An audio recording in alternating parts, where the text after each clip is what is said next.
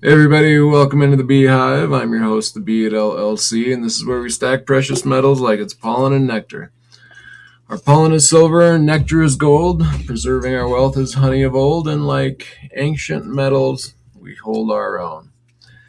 And today we're going to get into something a little bit off of the track, or quite a ways off the track, maybe for some. But yeah, this is a video that was brought to my attention, and it's a little off the wall, but I happened to catch it live, and I thought it was so interesting that I asked the maker of the video in the live chat if I could review this video on my channel and talk about it, and he said sure. So that's what we're going to be going over. I caught the video about halfway through the live stream, and the title is what attracted me to the video. And this is not a channel that I have watched, but the title sucked me in, and I started watching it, and it was there's just some very interesting things brought up, kind of off some of the beaten path, but it also said a lot of things that I have said on my channel and that I have said talking with Space Miner, who is joining me for this venture, this review. And I've had conversations with him about some of these things. So there are things that align with my channel, and it's things that I've kind of wanted to bring up and discuss. And since this video was so intriguing to me, and he was generous enough to let me rewatch it and discuss this with you guys, that's what we're going to do here. But by no means do I believe everything that's said in this video, or am I trying to disprove anything in this video. I just think that we can all maybe open our eyes and ears and minds, and we're alive, and we should use our mind to think about things. And I'm not saying any of this is correct or anything. I just, some of these ancient coins that I collect that are so beautiful and have such amazing imagery, and I feel and think that they say a lot just in the artistry, the characters, the depictions they use to tell a story, really gets me thinking. And some of the things that are correlated with ancient coins are talked about in this video, things that I've thought about and sometimes have correlated it with our modern time. And so yeah, I just want to watch this with you guys, maybe talk about a few of the subjects with Space Miner as we go through it. But yeah, I hope you all enjoy, and it's just kind of for entertainment, and to I feel like we've been lied a lot to in our modern society, and therefore my view on life has been changing slowly.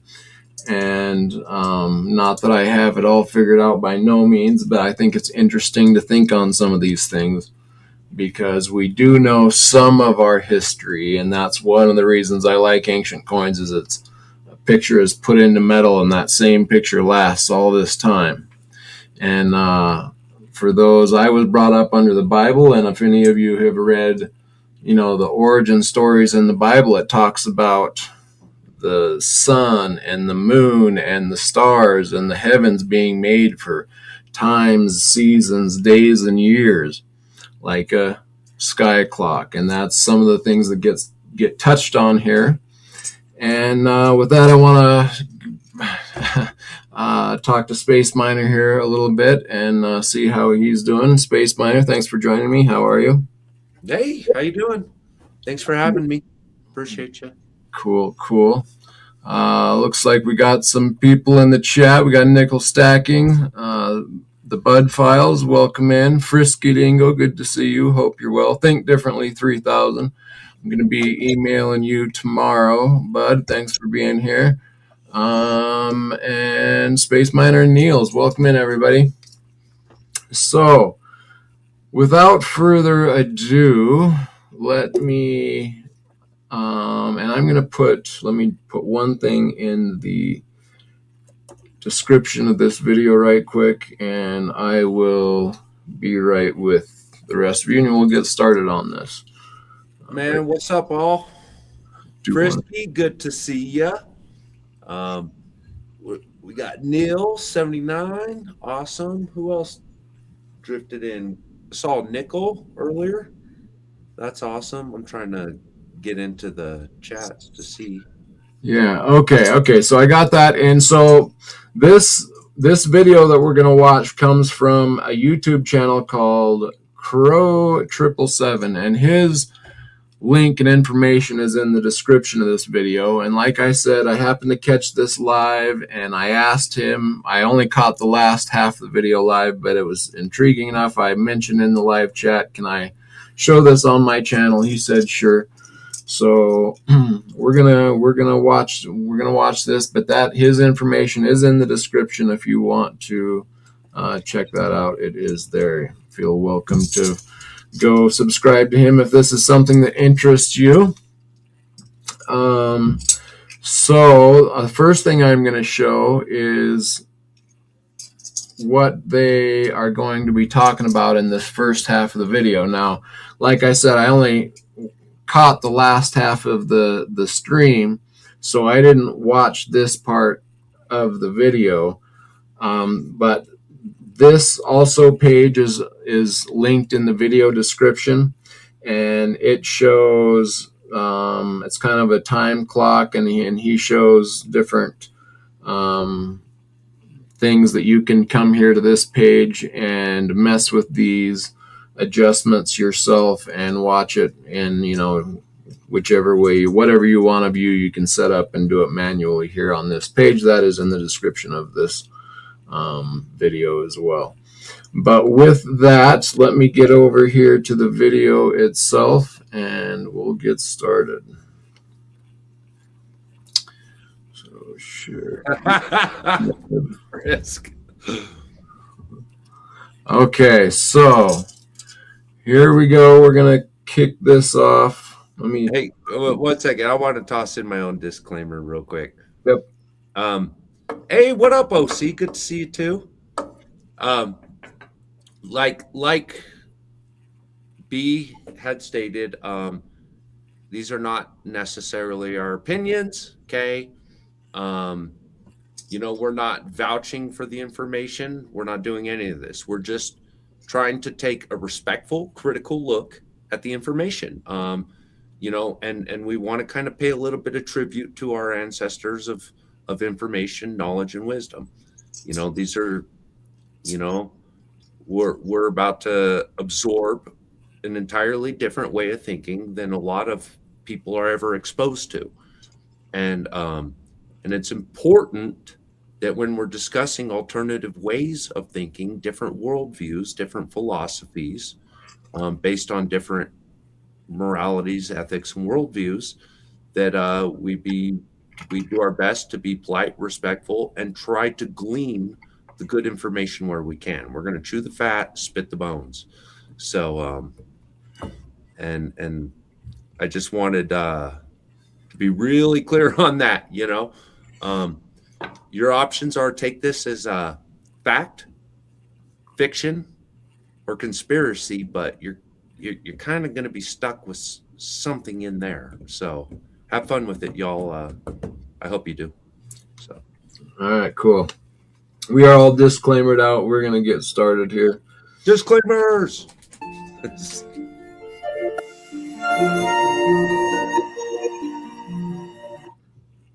Browser-based software that he created.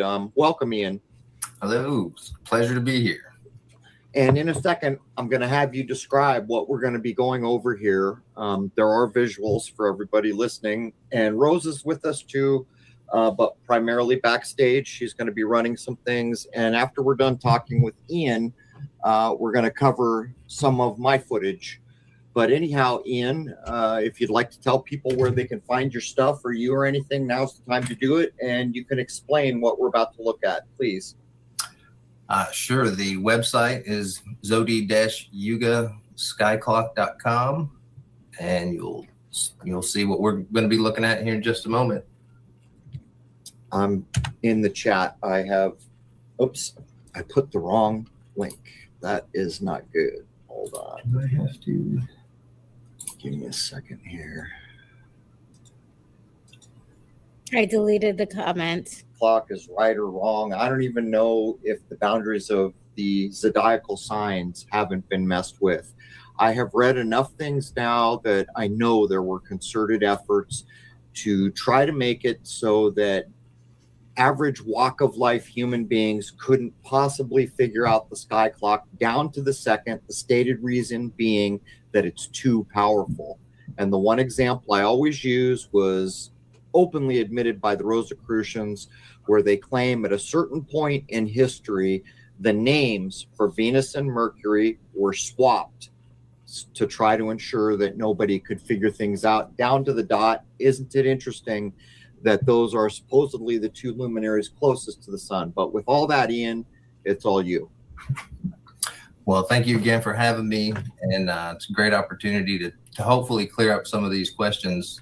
I believe I've struck something here, and it all really boils down to simple geometry of that square and circle, the age-old Hermetic attempt to square that circle, which Leonardo did right there, and that's the basis for the geometry that will unfold here. I don't know if you want to hit those definitions, or we want to go straight into the modes. I think I find it.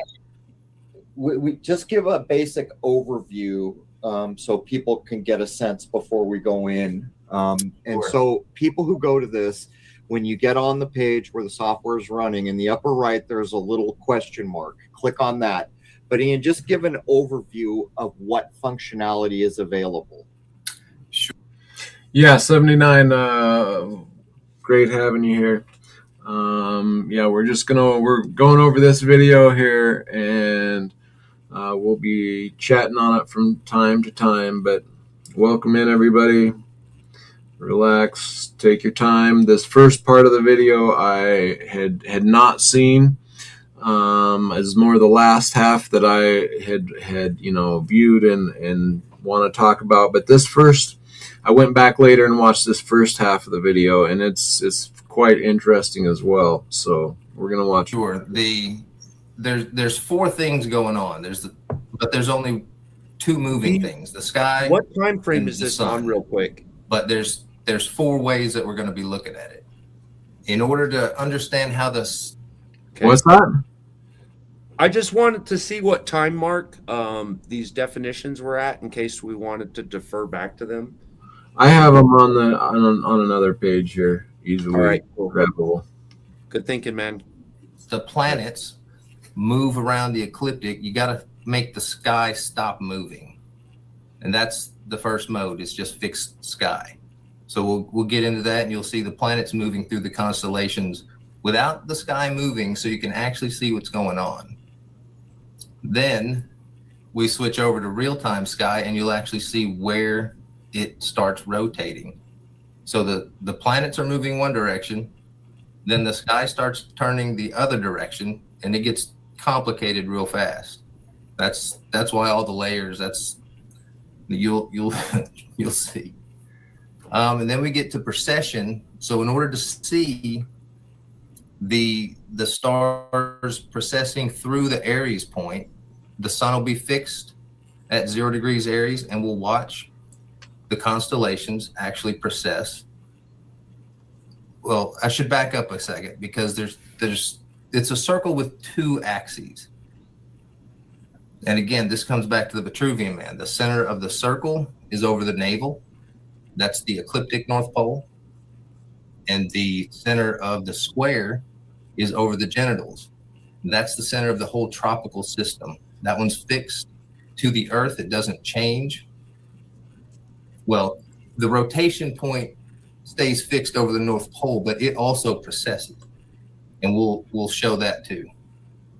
So is the idea here that the phallus would be a bit like a North Pole, terrestrially speaking? That's Mount Meru. That Okay. is the world tree. Yggdrasil, Yep. North Pole, all these things. So if we go back up to the navel, is that going to be the center of the axis Right. as per the North Star or something like that? No, the real North quick. Star is sitting at over the phallus. Okay. The dragon, if you hit Draco, you'll see the dragon pop up. That's a constellation for everybody That is listening. the constellation Draco. It's really small. I can't get it better right now. This is 1.0. Maybe in the next version, I'll make some of this more visible. AB, can you? But if you Yeah. go All right, up to 1 second. Sorry. real time, you All can right, watch so- the dragon.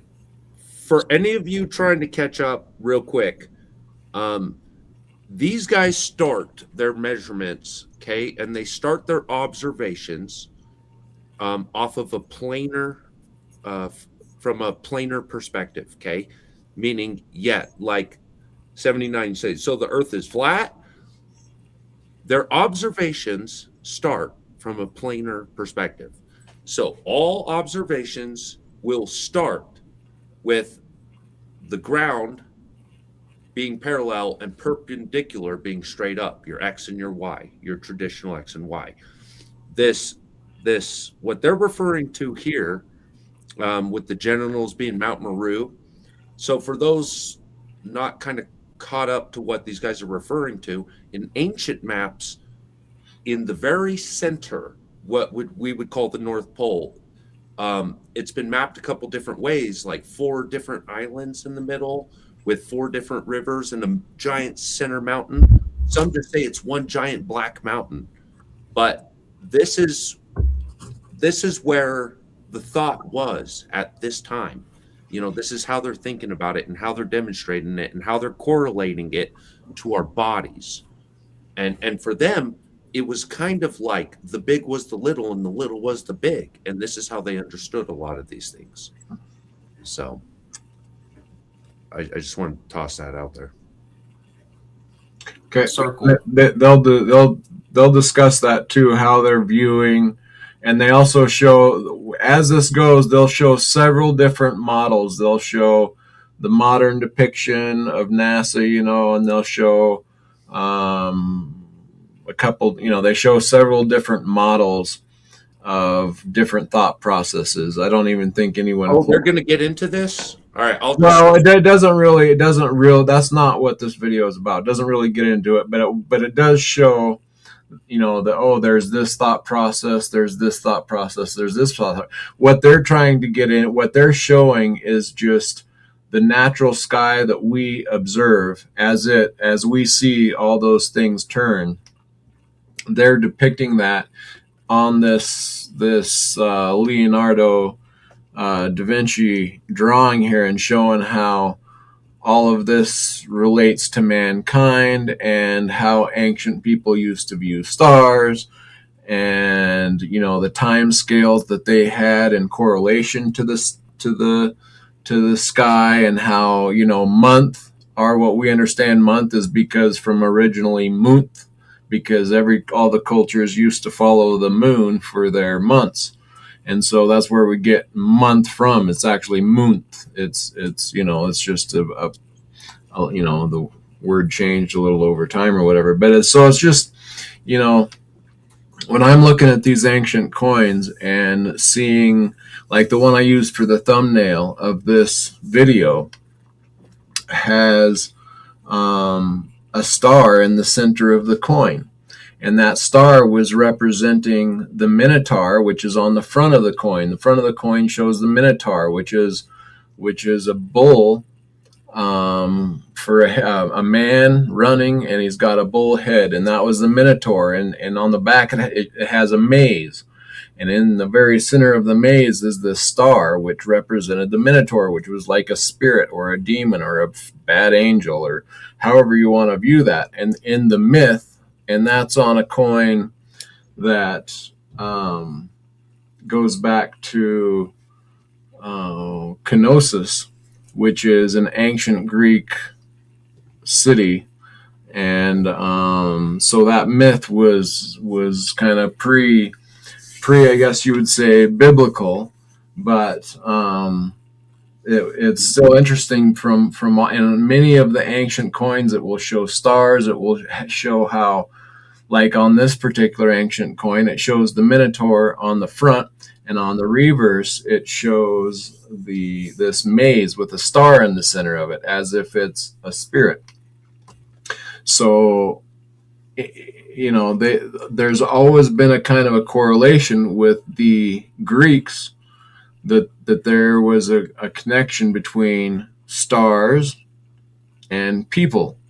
And this, you know, they had lots of different gods that are on their coins, but they also, though, there was always usually a star that was in connection with that god.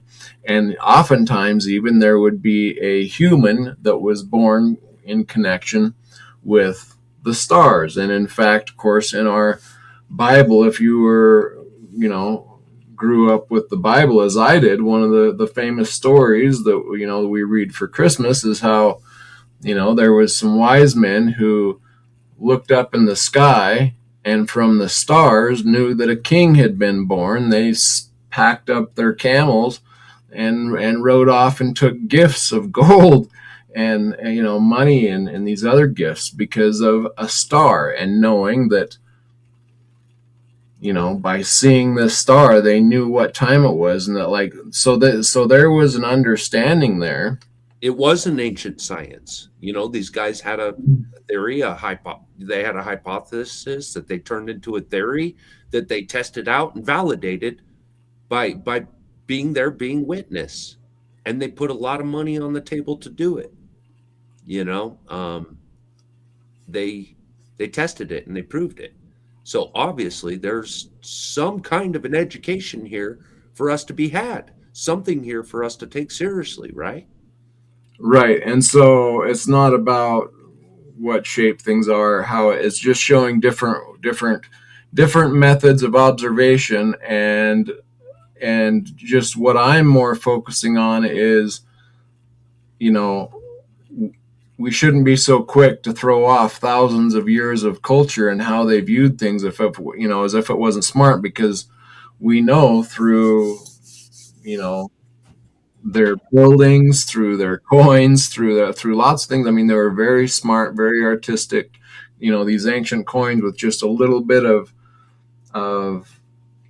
you know, platform can produce a very telling, descriptive, vivid picture that, you know, almost comes to life. And that's amazing, let alone some of their, you know, the other history tied in with it. So yeah, that's not about claiming one way or the other on a thing. That's more about just, you know, look for before, you know, for thousands of years, we had these other cultures that viewed things and understood things and were able to build things that we struggle with today. So I wouldn't be so quick to dismiss that they weren't a very smart people. And I just want to look at the correlation. There's, at the end of this video that we'll get into, some amazing video work done on the moon and on the sun, some pictures taken of the sun that are just mind-boggling. But anyway, we'll get back to this model here that he's laying out here.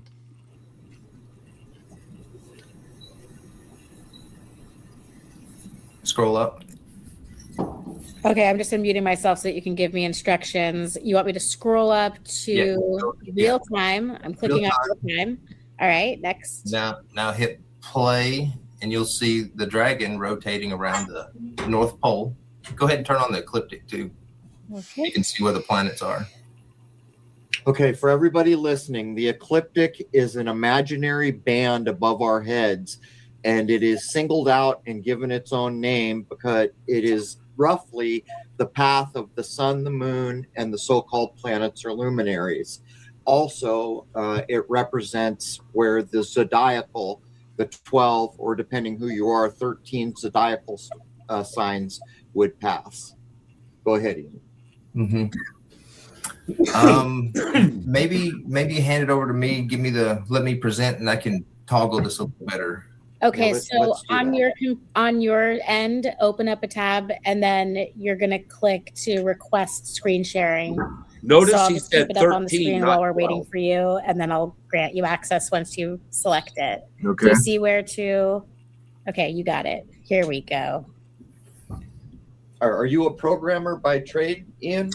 No, this is well, we had our conversation about a year ago to have this discussion, and only about two and a half months ago, I got the wild idea to maybe AI can code this for me. So yeah, the one good use for AI I've found. Well, it's going to put a lot of people out of business the longer it's around because it can write code. Yes, it can. Okay, so I like to turn this down a little bit so you can see, and we'll highlight the ecliptic and the square in the Vitruvian Man, the center of the circle and the center of the square. Now I've put grids on here you're going to want to see later as we start rotating things. It'll make it easier to see, but right now it's more clutter. Can we start on a basic here? Can you quickly describe to people why the Vitruvian Man matters and why it's basically the foundation for everything you're building on? Well, it wasn't until I was halfway into coding this and I ran across somebody else had basically made the overlay on this for what I'm building now. So if we turn on, all right, let me back up. The heaven and earth, the squaring of the circle, heaven is represented by the circle, and the square represents earth. So the temporal physical world. Being brought together, and in this case, through the form of a man. Correct. Made in the image of the Creator. Absolutely. Know thyself, know the measure of the universe. So our tropical system, that's the Tropic of Cancer, tangent to the inside of the square. And the Tropic of Capricorn is tangent to the outside of the square. Wow. While they are both tangent to the ecliptic. So if we turn on the planets, we start them playing, you can see that they rotate or orbit counterclockwise, right? Yes. Now, if we turn on the real-time sky, how it's actually rotating around the North Pole, that's what's happening. And because it's tricky to look at a circle rotating. So those dots in the middle are very helpful to see what's going on.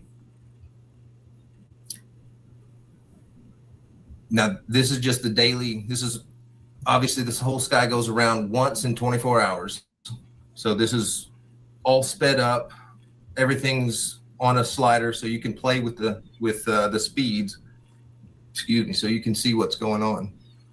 And this is actually the real-time sky if you were facing south. So that's what the constellations you would. So yeah, right now it's showing you just what the constellations would look like from the plane that we would view. And we look up, this is what it would look like. There's your horizon, and there's the constellations going over top of you. What they're trying to infer, they are talking about different ideas for the sky clock is what they're calling it.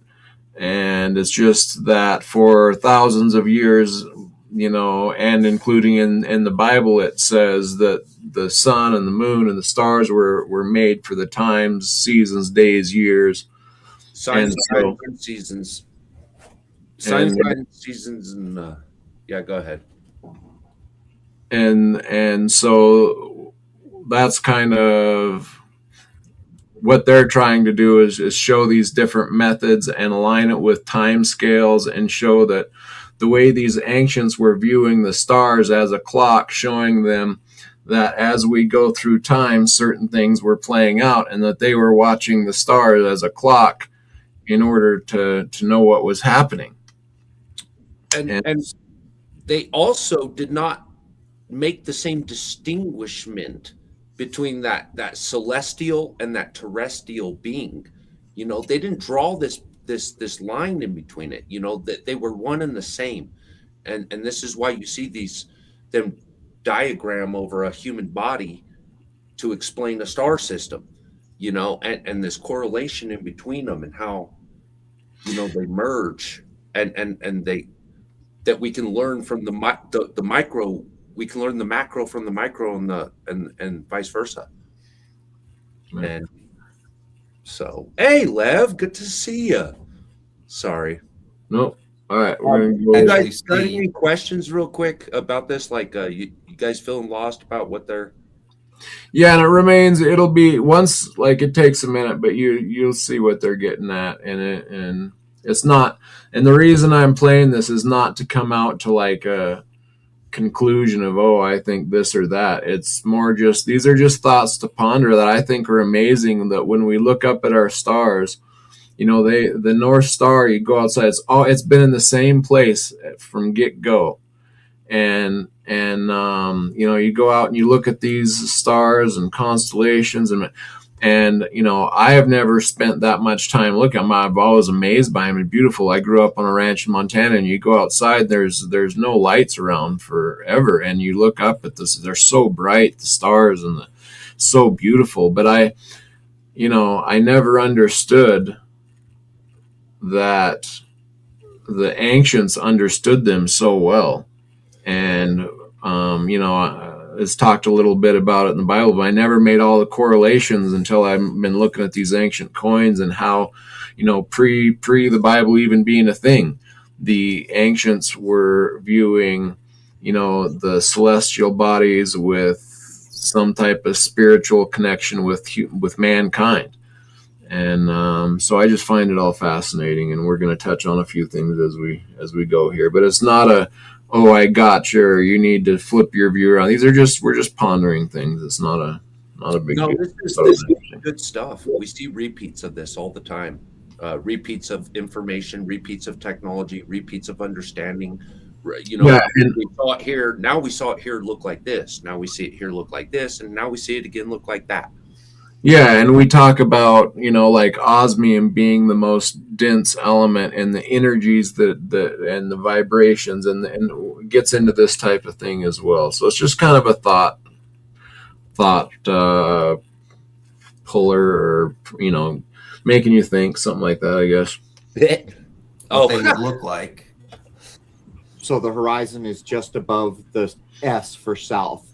Correct. You're facing south. It's rising in the east, setting in the west, and that's right there. I'll pause it where Scorpio. Scorpio's pretty recognizable. That's what it actually looks like in the sky.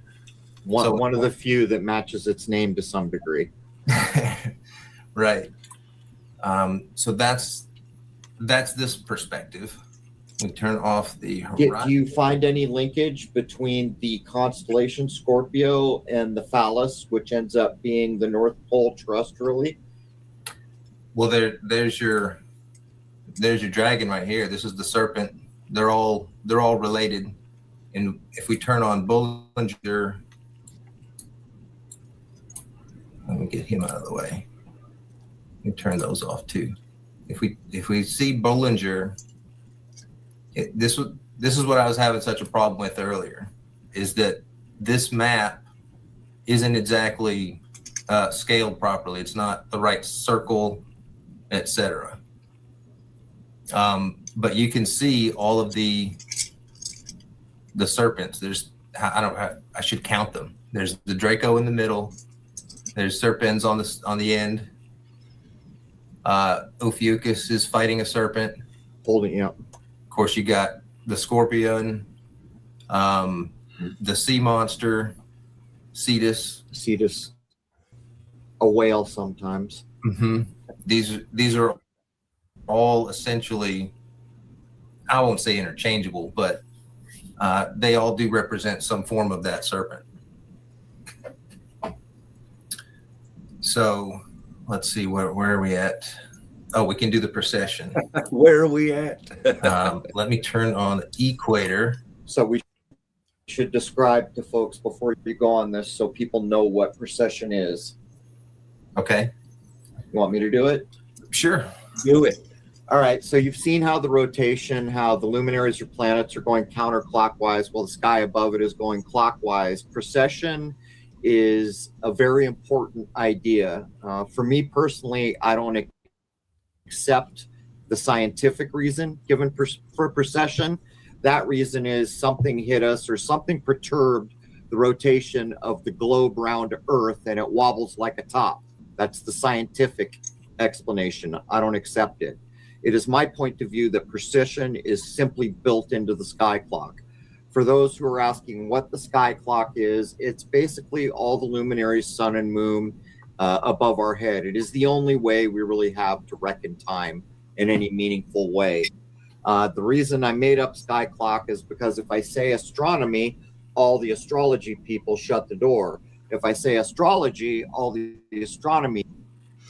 So Howie just said it's our only real way of setting or keeping any time. And on an ancient coin that I just bought, I'll pull out some of my ancient coins and show you guys, but in one of them I just bought, it's a rare ancient from that town and that leader because it doesn't have a date on it, but it's one of the early coins that was before they started dating. They were trying to date about the same time as the Romans were making the Gregorian calendar. They were redoing the calendar during their reign, the Romans.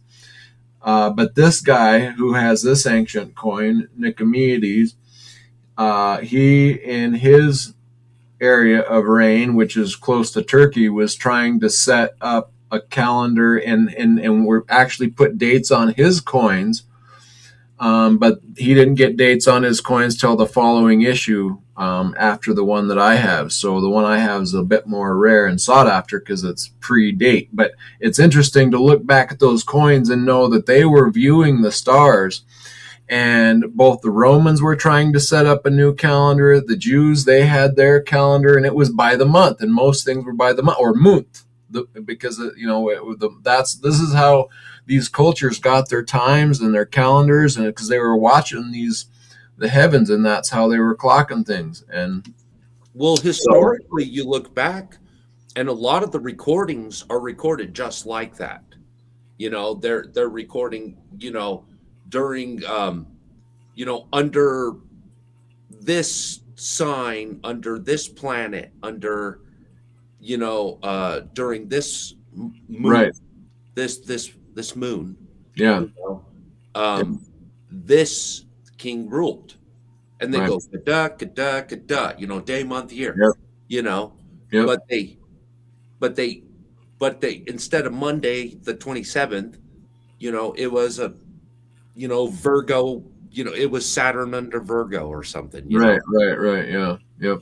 Yeah, and so it's really cool to see like that the evolution of our timekeeping too. Yes, It is a whole nother rabbit hole in itself, but yeah. Yep. Watches, clocks, yeah, no doubt. And how they used to view things without that. And yeah, Frisky, I'm kind of the same way. That's we're and same, I'm in your shoes too, Stu. Like, this is all amazing information and not coming up to any conclusion. I'm just saying, wow, look at like putting some of these together and thinking about them and how they must have viewed it and might have viewed it. And it's very, very thought-provoking. Know your opponent's argument better than him, and then make your decision. Then make your decision. When you know it better than him, then you can make your decision. That's a good time. Sure. People shut the door. Mm-hmm. So I use the word sky clock to hopefully get all factions to consider getting back to precession. Over every 24 or 2,600 years, it varies depending on what you read or who you talk to.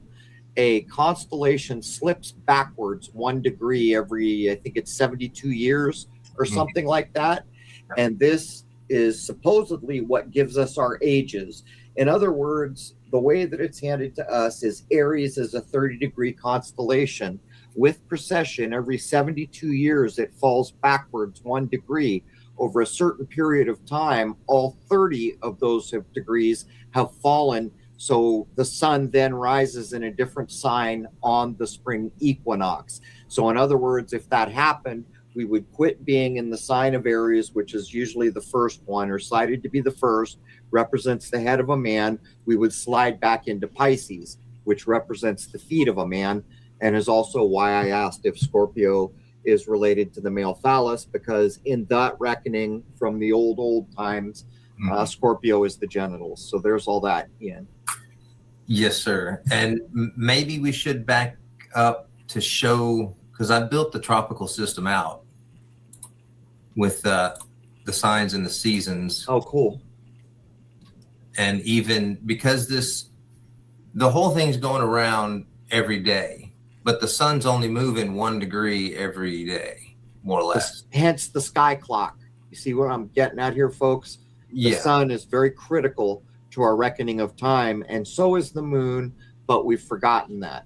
In a sensible society, we would have a solar calendar for the year, and we would have a lunar calendar for the month, or month, as it once was reckoned. Mm-hmm. So it takes the sun 30 days roughly to get through one of these so-called tropical signs. But what's really happening is more something like this. So the sun's burning a ring around the sky as it transits that piece of the ecliptic. It's getting closer to the North Pole or the Tropic of Cancer, and then So it turns around and goes closer to the Tropic of Capricorn. Does this make sense? The band. Yeah. Okay, so we can slow that back down so it's not hurting our eyes. All right, and then we can go to the precession. That's right, Stu. Because we are. Well, it's not the same. Aries is the first month of the year.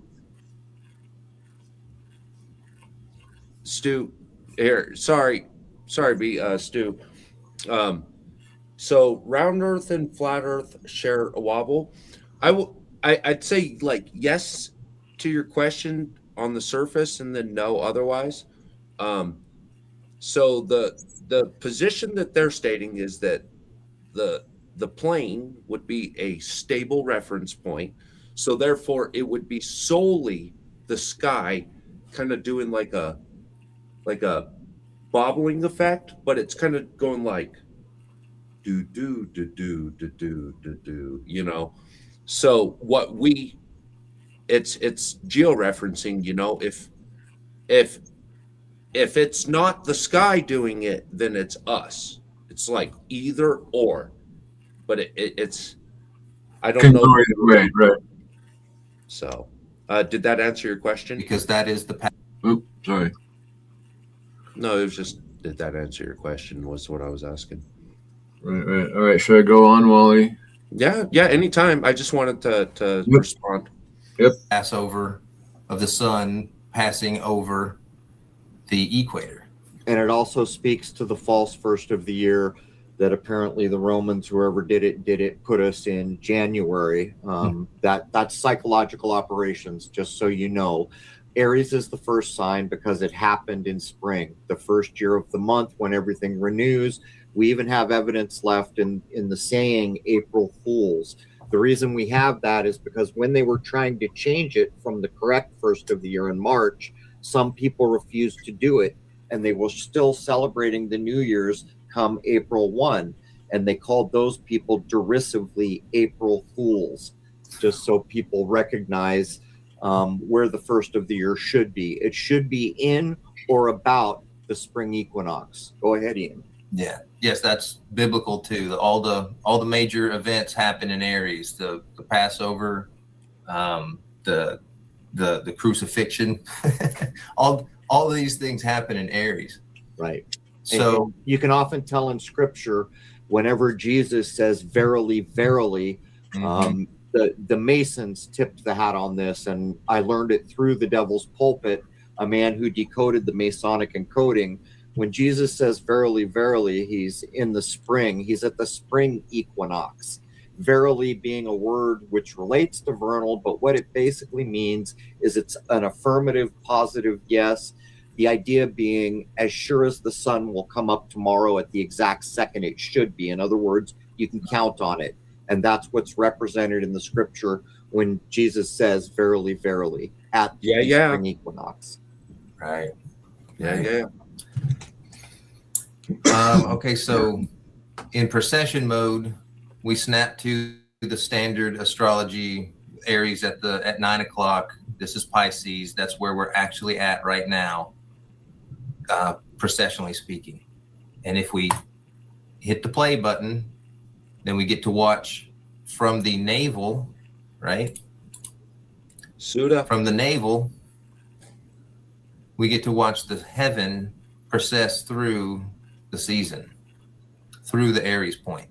And at any point, we can click back to real time, and now we can see what the sky looked like when the spring equinox was in Sagittarius. So now summer. When was the spring equinox in Sagittarius? That would be a long, long time ago. Yeah, we'll get there. Well, I don't know exactly, but and I'm still working on the Yuga part. These guys are offering a predictive clock. Yeah, the Yuga mode isn't exactly what I want yet, but it's close. I'm glad you included it. That is critical. What specifically Yogananda wrote about in his book about his teacher, Yukteswar. That looks like a watch motion. He was tasked with writing a book to show that the key. Well, that's where we get our clock from. I mean, naturally, yeah, but it's just a beautiful clock. It really is. It's a gorgeous clock. Like, I'd love to wear that on my wrist. And the way they're matching it up on the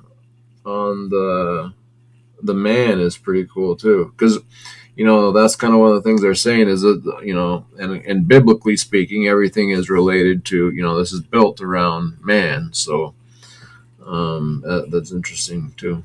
Spiritual elements in the Indian Hindu traditions they followed match directly with the New Testament teaching of Jesus. So he wrote a book to show that. And anyone who's interested in such things, I would recommend read it. It's called The Holy Science, I think. But the first 11 or 12 pages of that book is used to make corrections to the Yuga cycle, because Sri Yukteswar claimed that when the numbers were rendered, they were mistaken because we were in a dark age and people had not woken up enough to get it right. So it's an interesting book. And if you're into Christian scripture, can you pause you should also read Yogananda's book, Diary. I got a question. I think it's a reasonable question to ask in this moment. Shoot. When we're looking at this, like, are they correct? Are others correct? Like, who's correct? All right. Suppose we wouldn't know either way, okay? Suppose we don't ever get to figure it out either way, for sure, okay? And there will always be a debate. Is it really so, like, if this has the predictive capacity, if it has the ability to explain historically and show itself historically, if it has the predictive capacity, this mechanical feature, of sequence, right? Then even if they were wrong about it, even if they were, not saying they are or not, okay, but even if they were, that doesn't automatically disqualify the tool in itself, the explanatory capacity of this tool itself. Like, we still have to deal with this, like, which means, like, their ability to show a tool like this shows that like, look, there is truth to be held here. Otherwise it wouldn't hold together. You see? Well, no, I mean I mean for the, what am I saying? Yeah, no, I mean it's for sure the ancients used the stars and sky as a clock, and they made their calendars off. I mean, they were using the sky as instruments for very many of their areas of understanding and how they got through life, and they navigated on the ocean, um, and how, like, again, how the whole story of the Jesus being born, and they know that that star was gonna meant that there was a king being born, and that they followed that to it. Like, to know that and to be able to know it enough to saddle your camel and ride to go find where, and know that that's a new king being, like, that's another level of understanding that reality that we are not at, but that they obviously did. I mean, that's not even, and whether, maybe outside of the Bible, there's beliefs on these things too, but even biblically speaking, I mean, that's a huge part of the narrative of the New Testament. So, whether everything was exactly right or not, I don't know. And again, I'm not viewing this video as if to judge whether someone's right or wrong. It's just look at some of the possibilities and the thought processes that are taking place in our reality, that they didn't have computers and all this stuff to think about, but they were able to look at the skies and know some of this stuff, is just like, wow. Well, this was the first computer, wasn't it? Well, and I think everything that is in existence has been in existence, and like I've been saying, with sensing things and a spiritual reality, or a reality in the ether, or what have you, it's a it's possible. I mean, there's a connection there that can be made, just like a radio wave. You can't see it, but you can turn it on and tune it in, and then turn the knob a little bit and get another station and get the full song, the hi-hats, the snare drum, the bass, the voice, all coming in crystal clear, but you can't see that. But but all of these like that, so our brains can be being read. I think I can sense things, and so like the thought that thinking to ourselves might not be talking to God, or that God can't communicate with you, or the realm, or the ether, or whatever you want to, consciousness can't speak. Like, there's more here than meets the eye, than just was brought up to believe, in the way, my reality has been framed. There's so much more to be gleaned here than I have pondered anyway. So yeah, for me, I'm not trying to point out who's right or wrong. It's just more like, wow, think about how all this can be related, in the I don't know, it's mind blowing for me. Yep. You can't see right. I like that, Frisk. No doubt, right? Yeah, like, isn't that, to me, that's just such an amazing invention, and how our TV started out, and now how we have Wi-Fi and 5G, like, but that stuff was always here, and you think just now that we're capturing it and harnessing it doesn't mean that we're the first to ever, I mean, it's already here. It precedes us, doesn't it? That's kind of the thing, is that's, I don't know, I find it interesting to think about anyway. So all right, yeah, let's pile on. Of a yogi. Mm-hmm. Then we can move on to I wouldn't mess with the tropical. Why is that still on? So now we have.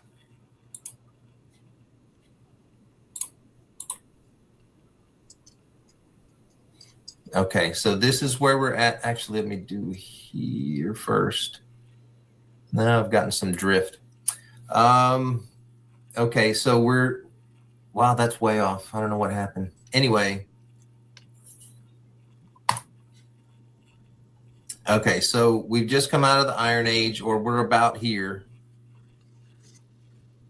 Is And this based on Sri Yukteswar's reckoning? well, it's yes, yeah. The before him, this would have been 432,000 years or something, right? Millions, way bigger numbers. Oh, that's right. This one's 432,000. Yeah. Just Yeah. the Iron Age. Yeah.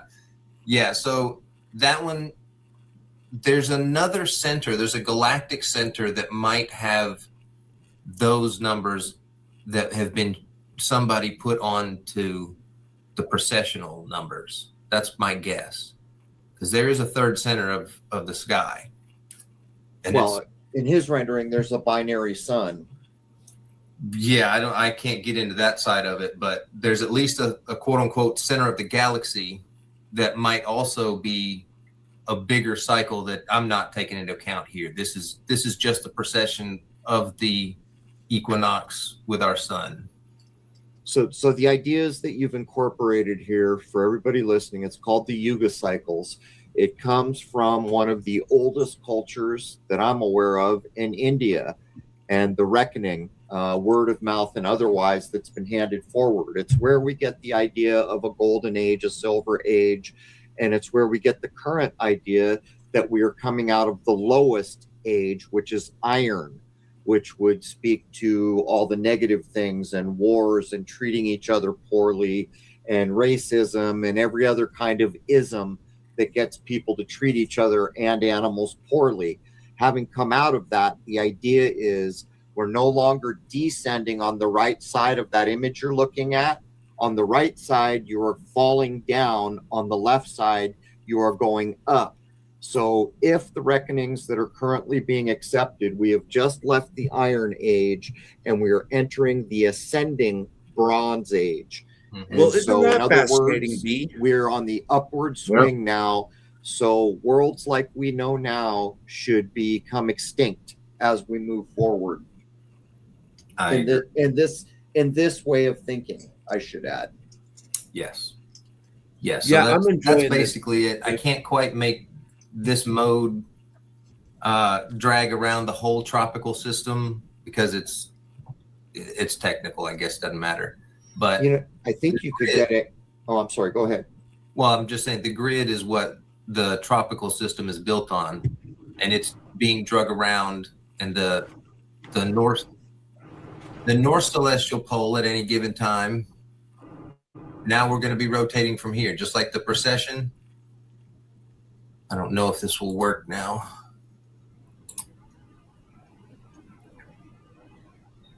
Yeah. So we have a new North Pole. Does that make sense? And what is that representational of? This is the North Celestial Pole. So this is the pole star. Okay. And that's the ecliptic center. This will always be the North Celestial Pole. Doesn't change. The stars behind it change, just like the stars behind the sun change. I think somebody did reproduce it, Frisk. I know one thing that I have found fascinating for a long time that's really made me think is that the North Star has been the North Star and the guiding star for all of written history. And I don't know. I mean, those stars are still there. Man, I've had some thoughts behind that, struggled with some of the geometry. But the thought that really comes to mind, the most challenging thought for me, is the stability of the star systems, right? This, whenever I'm considering this type of thought, is if we really are bumping and moving around, because look, we're not just space. Like some would say, oh well, space just stretches, like the balloon filling up thing, right? Mm-hmm. And they say, yeah, we're moving, right? But there's also the fact that's projected onto us that, oh no, these galaxies are actually additionally not only a space shifting itself, but that these planets and star systems and galaxies are in fact moving in with, on trajectories. They have velocity, they have, they like a shooting bullet, right? And if that's the case, Right, then it yeah. seems like the stars would be a terrible measurement system. Of So Right. this is all trying. Yeah, I don't know. That's definitely interesting to think about and think differently. 3,000. That's one thing I haven't looked into, but that's interesting to hear you say that because I think I've seen clips of things pertaining to that, but I didn't realize that it was a Greek astronomy type of a thing. So I'll have to look into that now. It was a lot. It did a lot of what they're doing right here in the computer model, just through gearing. I know they broke one down and like at least blueprinted it. I don't know if somebody's actually assembled one, but I want to say they've done something like unto it. So trying to show Okay. that. So we're processing out here, but also in there is processing. It's hard to see without. All right. So no matter what happens when we process, because it's rotating from the center of Draco, no matter what happens when we go to the daily rotation, that dragon's always circling us. So this is the mythology of the dragon protecting the gold under the mountain, all that stuff. It's all right here. The gold inside, of course, you have to overcome. If you'll notice, his pubes are not normal. They're quite literally fire. That's not accidental. That is your scorpion, which is associated with the genitals in the old right here. Yeah, the occult renderings. Yes, absolutely. So this is just to make the fine point, this is in a way not one-to-one, but as above, so below, but it's more the microcosm marrying the macrocosm or marrying earth and heaven kind of idea. It's I would say it like this, that man is the bridge between heaven and earth. There you go. Yeah, he is. Good way to say it. Well, that's Marty Leeds, the rainbow bridge that connects heaven and earth. See, the man is the connection, and see, the Greeks had an understanding where they were making that connection, and in my mind, they understood that their hierarchy of an angel being a star and like they had a view of that connection being a reality. And so for them putting, because most of my ancient coins that I have depict a god on one side and oftentimes showing how they're crowning the person that's reigning and doing it in some cool picturesque way, but saying, I have, made this person to be in power. And they without, I don't think any would argue that they had a connection, that the spiritual realm connected to their realm. So I don't know, I find that fascinating. Our chakras are the rainbow. Right here, we are literally looking at the dimensions of man that project directly onto the macrocosm. It's built literally off of those dimensions. So it's kind of hard to argue, I guess. It is what it is. What was the impetus? What did you set out to achieve when you started to do this? What were your goals your main goal or your goals? It's so hard to have a conversation. For starters, not too many people are into this enough that you can talk. You have to explain so much. And then even if they are, trying to explain how things move and the relationships is almost impossible. It's difficult. Yeah. So in order to show, that's really all it is just to show what is going on, how they relate. So do you Yeah, accept people gotta the want idea to know, that don't we they? have left? What's up? People really do have to want to know. Otherwise, they're not going to be willing to take the time. These aren't something that can. These aren't concepts that can be covered in 30 seconds or a 2-minute TikTok. Right. You know? And that's what's cool about the ancients. They watched this as groups of people every night and conferred back and forth with each other. Some of the earliest collection of written historical archives that we have is like the Greeks talking to the Ecumenids and comparing notes on stars and times and skies and things that are happening. I mean, that was some of their, like, you know, some of their most important messaging between each other was that. So, yeah, I mean, they studied it on a daily, nightly basis, and it had real effect. So, Well, what's more, and one last thing to this effect, is that when people used to have this dialogue and this education, it came directly from people, from conversations.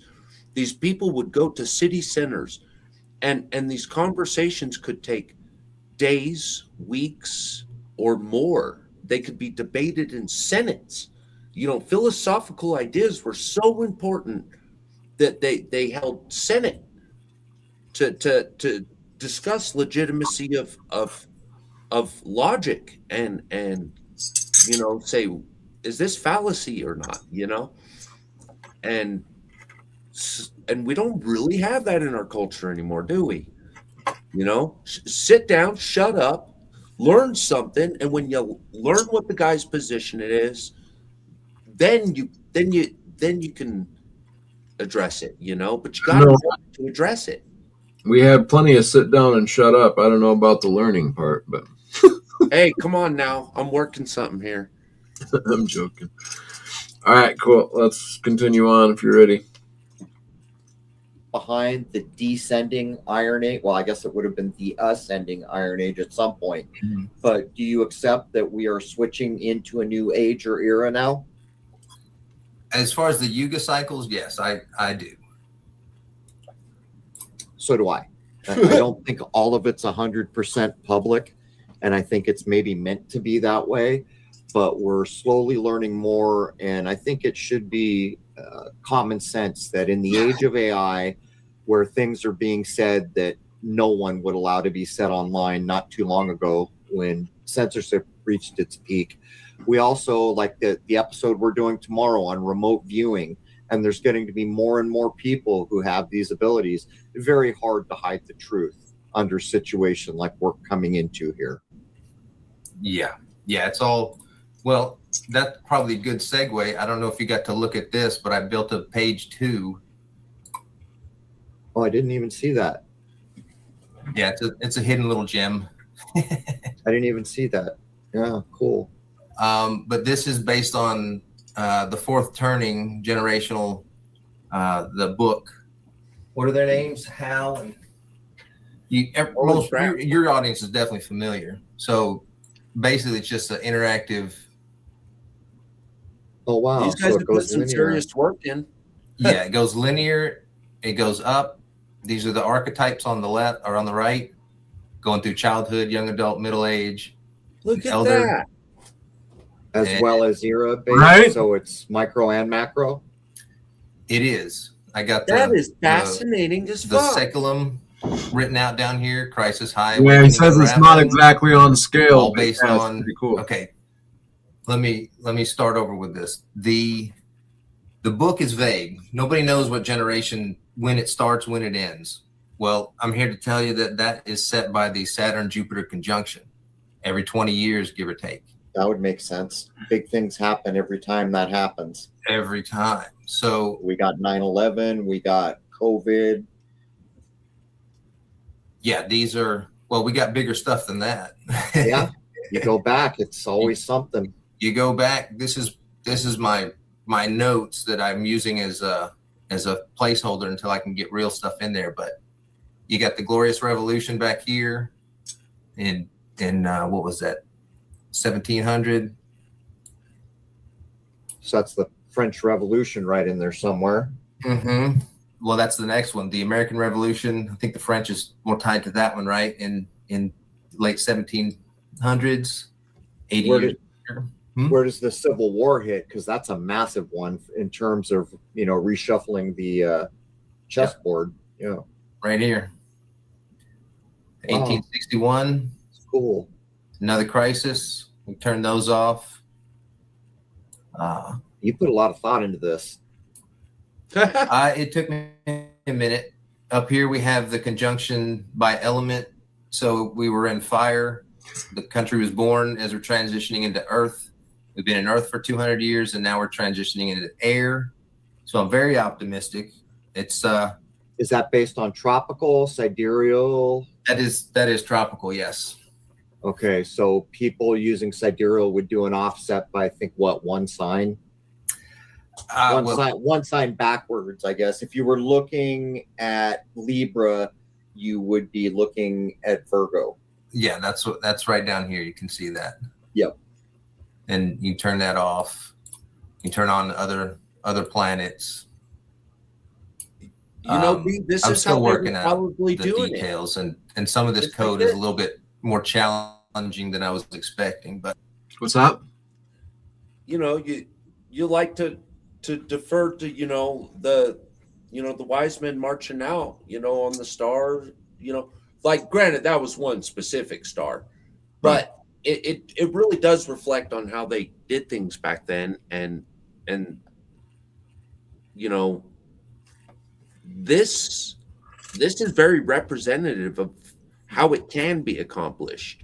You know, this could be how at their time, you know, they're looking and they're saying, like, look, this is a functional, logical, predictable system, you know. Yes, and even the Bible. Now, and the very reason why, you know, I was brought up not to pay attention to the stars. Don't look into the stars. That's you know, because it talks about that in the Bible. But honestly, when you look at that, you know, God is getting after, you know, putting all of your trust in man's understanding and looking at the creation and worshiping the creation instead of the creator. Many times that's pointed out in the Bible.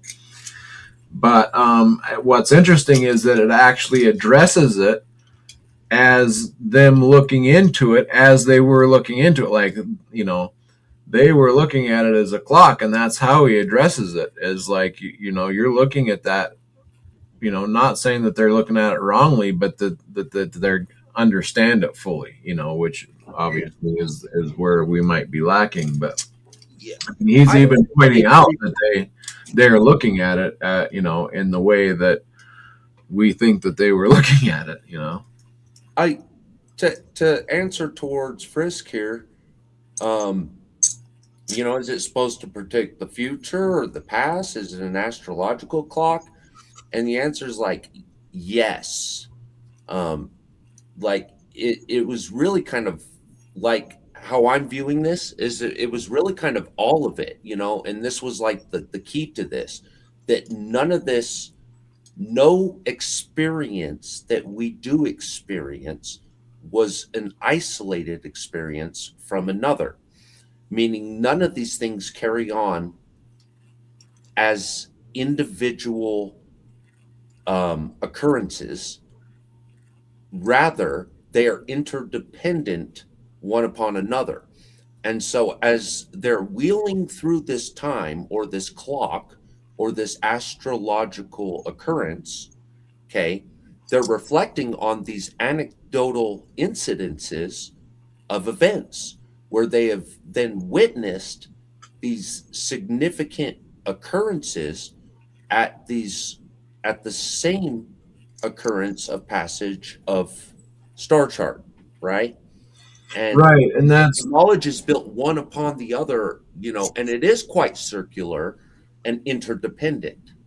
So, Well, and I think the way that, like, see, because there's a satanic, often is the way it was presented to me, or a witchcraft way of thinking, where they talk about as above, so below. But see, anything that's real in ways is where anything would get its power from. Like, reality is reality, and like we were talking about things that exist without us seeing them, radio waves and this and that. Um, I think that's what the Greeks were seeing was, look, this, they were looking at the stars and those clocks and realizing, okay, this event is happening, and that's correlating with what's playing out here on the ground. So that's how they were able to put these things together somewhat. And the same way with, suddenly you're reading along in the Bible and suddenly, oh, and these wise men see a star and they get on their camels and take gold and silver to proclaim the guy king who's being born. It's like, where did that come from? Well, to us that sounds crazy, but when you put all of the other thought process into it and how the Greeks were viewing, I mean, it was just kind of natural then to have an understanding of the star being a clock proclaiming things that are happening above and below, and that's that spiritual connection that I'm talking about going on. So nowadays we seem to put off the spiritual reality or the ethereal, where there's this, some people call it conscious, like there, whatever, however you want to approach that, it's part of our reality. And I think they knew that at that time much more. What be right or wrong, they acknowledged it, to where a lot of our society now just completely unacknowledges it when it's actually a reality in some way. What way, that can be debated, but well, yeah, suppose their conclusion is wrong, like ultimately their conclusion is wrong. Along the way, their framing of it is useful for the understanding of it at the present. The same way atoms went from globs to little circulating planets to clouds to waveform or whatever, like our framing, our viewing, our framing of it in the mind, our capturing of it in the mind, and how we personify information, that's going to vary, but truth doesn't. And so whenever you got systems hitting recognizable and predictable results, at the end of the day, there's some truth here to be dealt with. Whether the conclusions, the framework, it's all right. money. It's all money, right? Yeah, and that's kind of what I'm getting at with this video, is not the conclusions. It's more that, look, we don't have our foundation right as is, so it shouldn't be so scoffed at to ponder some of these things and just give it a ponder, because what we have right now isn't necessarily all laid out as right. So no. So yeah, all right. So it is laid out, isn't it? Well, in ways, but I mean, there's so many holes that, like in our reality, in our modern looking at our culture, at our government, the amount of festering lies and grossness and chaos and problems that are festering because of not handling it in a right way and letting evil be good, and like, that it shows that we're off somewhere in some things. And another thing that has been coming out a lot lately is being too judgmental and cutting people off and not being forgiving and trying to be more understanding, and yeah, I think that there's growth to be had all the way around. I know with me, I'm very, have a lot to learn. All right, continuing on. It's a start, and I think there's promise here. I bet you could get, I don't use it, but I'll bet you could get the AI to re-render your Bollinger Sky for you to be appropriate. That's a Good idea. Well, if you're using the same tool to do this, it would even have context. What do you mean? So it would be aware of what you've been doing and what you're building. So Oh, it would right. be that much easier to remove the foibles or errors and actually make it fit what you've done. I'm talking about the spacing and orientation and all that. Mm-hmm. Right. Yeah, I'm trying to get it to read an actual like ephemeris engine and auto populate, but I'm not there yet. I've just got the skeleton working. Are you going to open source this, or?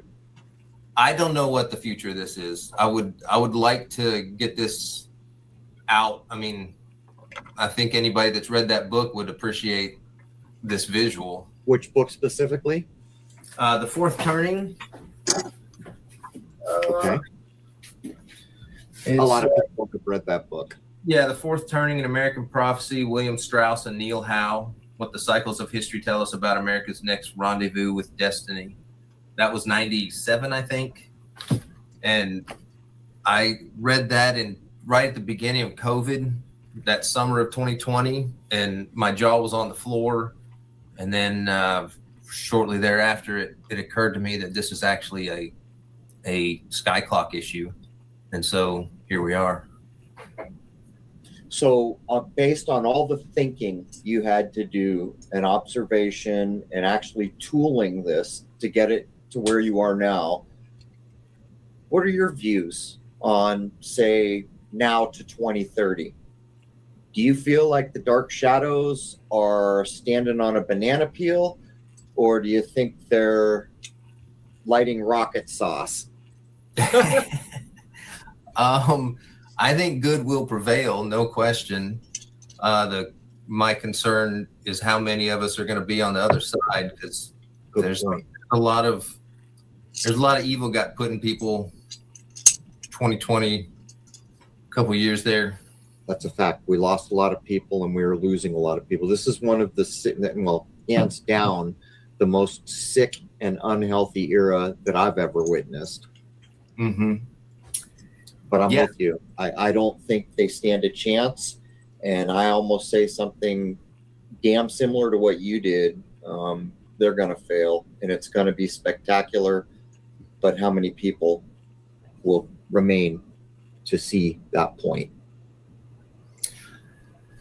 Yeah, we've been here for a long time. I don't think we're going anywhere soon, and unless Jesus comes back and wraps it all up, which who knows that. There's an argument to be made for that too.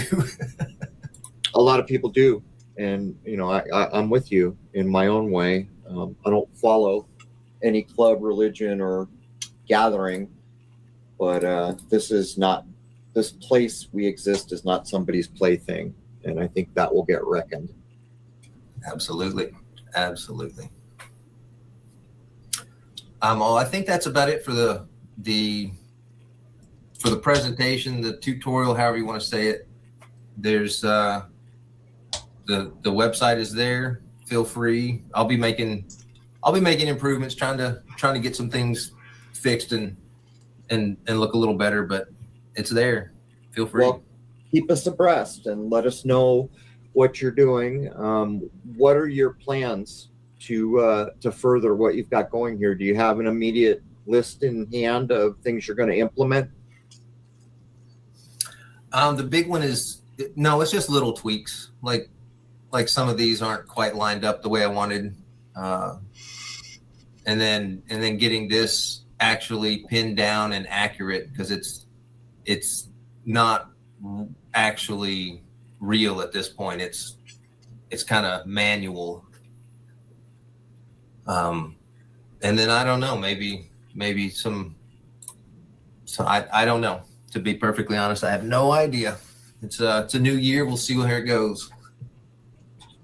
It is indeed a new year, and from what I've been told, it is going to be a rapid year of change. Yes, April and July, are definitely on the radar. It will not surprise me if Independence Day takes on a new flavor this year. Mm-hmm. But anyhow, you still with us, Rose? Yeah, there was just one question that I saved that while Ian's here, I don't know if it would be useful, but it was something about asking the question about, can the great sign be used to backtrack the legitimate timeline? Say that, can the great sign? What does that mean? Yeah, that was all I got. So if Does he talk? Maybe he's talking about the Grand Conjunction. Maybe he's talking about Saturn and Jupiter. Who was it? If someone's in the chat that asked that question, can you clarify? Yeah, maybe if they're still listening, they'll type it out again. But it was a while ago, so I don't know if they're still here. I put your screen back on because I saw you put up the chart of the yugas, Ian. Is there anything you wanted to add about that? Right. Well, just that it's there. I've lined it up best I can without messing up the other stuff. But if we just make the sun go, that's where it would be. Where's my planet? There we go. So and also you said that it was tropical, but right here you're showing the constellations where the stars actually are, which would be a sidereal idea. So well, where the sun is in this image is the spring equinox. That is what's moving. The whole tropical system.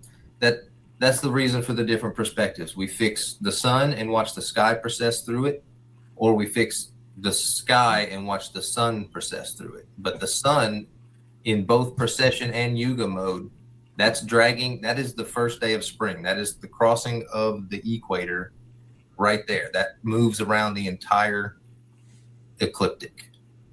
Do you have a point of view of how the era or age should be measured? That's another thing that I think has been obscured. We've had people on like Dylan Secotio, who's a big thinker like you. I mean, he's a big thinker. Yeah. And he's got opinions and learning to back up his ideas.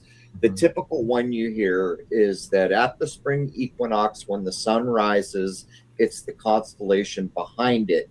Do you have any further ideas on that? No, I haven't done any of that observation or attempts to even. I take where they put us more or less in that ending of Pisces. That's okay for me.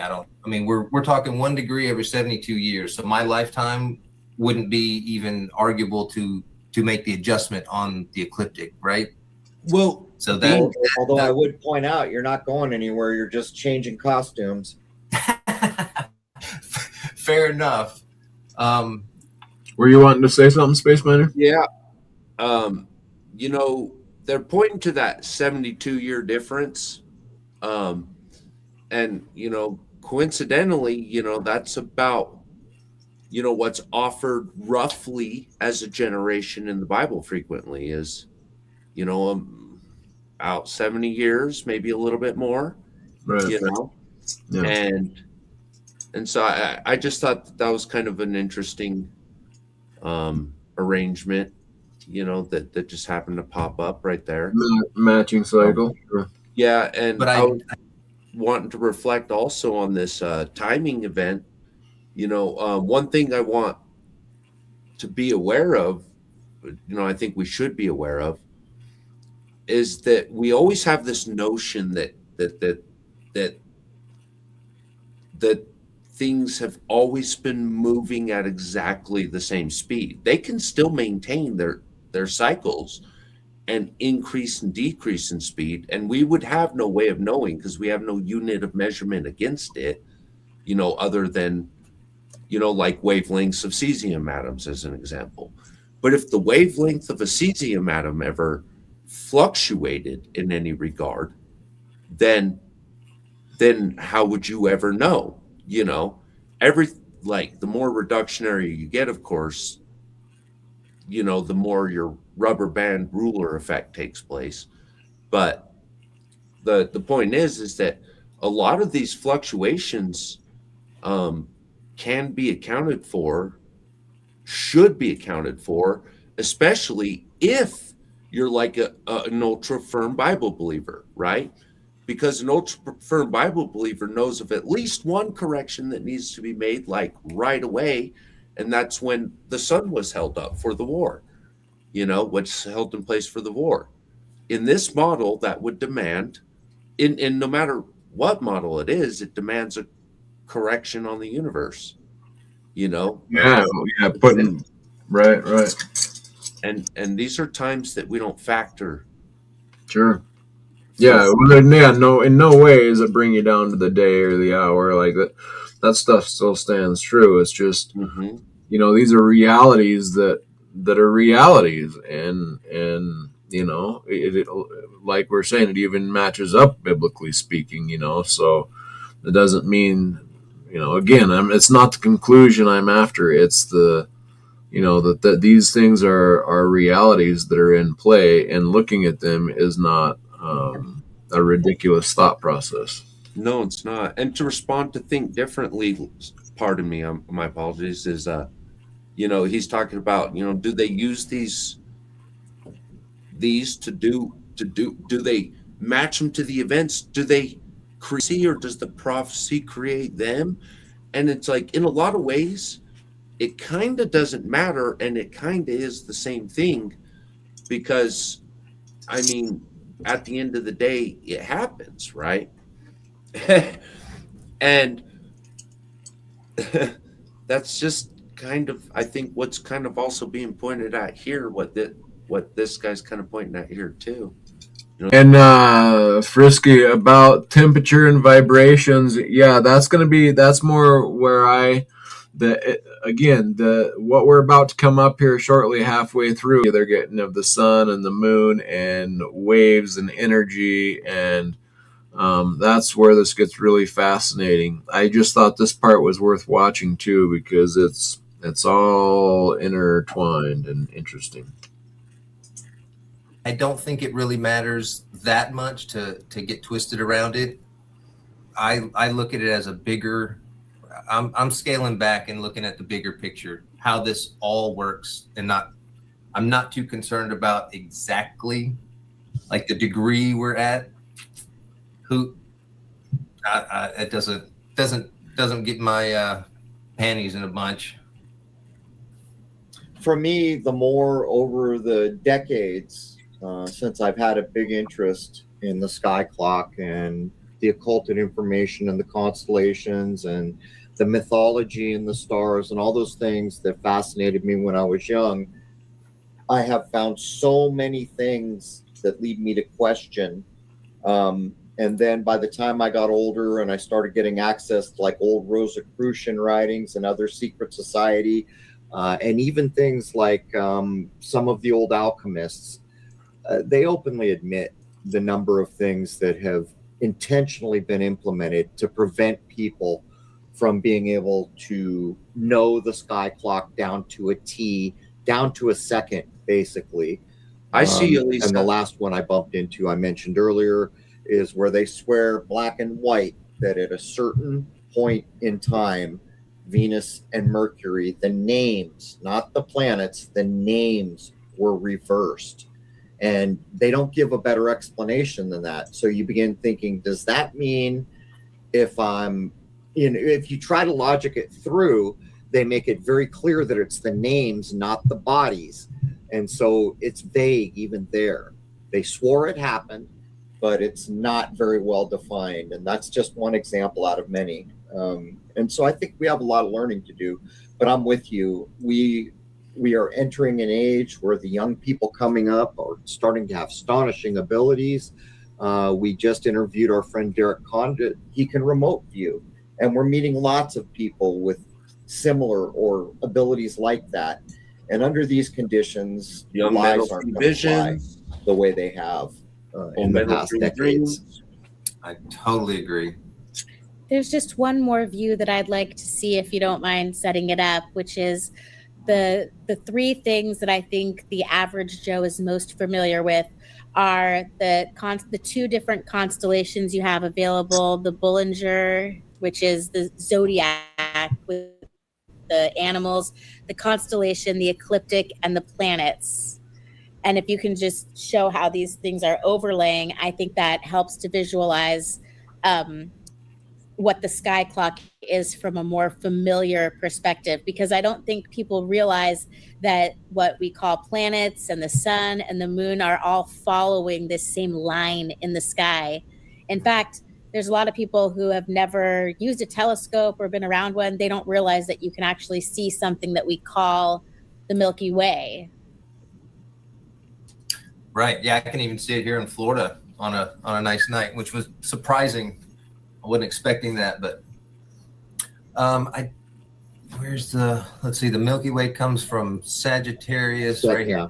In Sagittarius over to so Lisa, hello, how are you? Good to have you. Thanks for being here. We are just kind of reviewing a video that Crow 777, another YouTuber did that I found fascinating. We're getting close to the part where we start looking up close shots and videos of the moon and the sun and talking about them. But right now we're kind of looking at an idea someone's putting out about the time clock, or as in the Bible it's referred to as days, seasons, signs, years, that idea. And they're looking at the signs that that we know in the heavens, and that the zodiac, and it's on a lot of modern coins actually. And they're just showing how all these things interact, and we're just kind of watching it and talking about it as we go. So I'm just cluing you in there. Hey, thanks for hanging out there, Osmium Space. Good to see you're still here. All right, I'm going to continue on a little bit further. Orion. There's Orion. There's Sirius. Crow, didn't you have a nice experience in Hawaii once where you saw the sky really clearly? Yeah, I had two experiences. One of them was here in the wintertime. In Hawaii, I'd been doing scope work with the old scope that I accidentally filmed the first lunar wave with. And we went to Hawaii, and the sky was so dark, I couldn't find constellations because there were too many stars. Yeah. And I sat there for like an hour, just finally being able to know where the boundary of Orion was and other things. But the Milky Way and the big rift, it was just unbelievable. I could even see so-called deep space objects that I can't see in San Diego without a telescope. But here, it was one of the winters early on when I'd first come, 16, 17, maybe, I don't remember. But I was in the bulkhead at night, and when I flipped open the bulkhead, it's like almost like an observatory because it closed out the rest of the sky, but there had been no moon for a couple of days at least. It was pitch black, and I actually saw the arc with my naked eye of the sky because I could see the Milky Way, or the Great Rift in the Milky Way, and it was literally arcing over my head. And I'd never seen that before. It always appeared flat to me whenever I saw it. Right. Yeah. You can't see enough of it. Right. Yeah. Hawaii is a special place, especially for that. Oh my word. I've been to the deserts, which are supposed to be fantastic, but nothing compared to when I was on Kauai. Nothing even comes close. I love Kauai. I stayed at the Hyatt once, and I noticed that at nighttime they keep the lights off so that people can enjoy the nighttime sky. And they'll provide flashlights to people who feel like it's dangerous walking around in the dark. Yeah, they're real if I lived in Hawaii, you'd have to force real me thing. because I'd be glued to a telescope. Yeah. Also, I forgot to mention the Analema, which I haven't got the sun to work properly on yet. Let's talk about that. That's another fascinating thing. Why don't you give the folks listening a basic on what the Analema is? Okay, the Analema is, maybe I can find a quick image. So I can give. I want to pause it here and address Think Differently 3000's comment here. Global elites have changed history to suit their own interests. Unpacking the truth is a difficult endeavor. And I fully agree. And I'm realizing maybe it might not even, getting everything is going to be impossible for everybody. But but what I find interesting is just trying to allow reality to be shown me in real time and accept it instead of just closing my mind to these things, because I have been able to see things that are naturally existing, that have explained things to me in life that I couldn't have found out elsewhere, just letting it happen naturally and realizing that reality is showing this to me, and reality is truth within itself, and kind of, it holds itself up, doesn't need you to prop it up. That's the other thing I've noticed, is there's no need of trying to keep your thought process the way it is, and you're going to slam your hand on the table and this is the way I think. That is just, talk about a wrong way of going about things. So I don't know if we need to be able to unpack everything, but just allowing for reality to be truth in reality right now for when it needs to be and in front of you and in that time, I think will be a very helpful way of approaching these things, and it might kind of right itself in a way. But yeah, just wanted to mention that. While you're getting the image, here's a basic overview.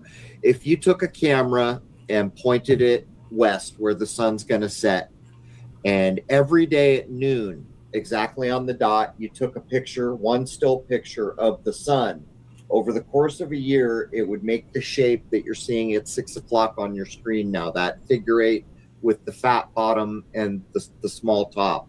That is the actual figure that the sun makes in the sky. Yes.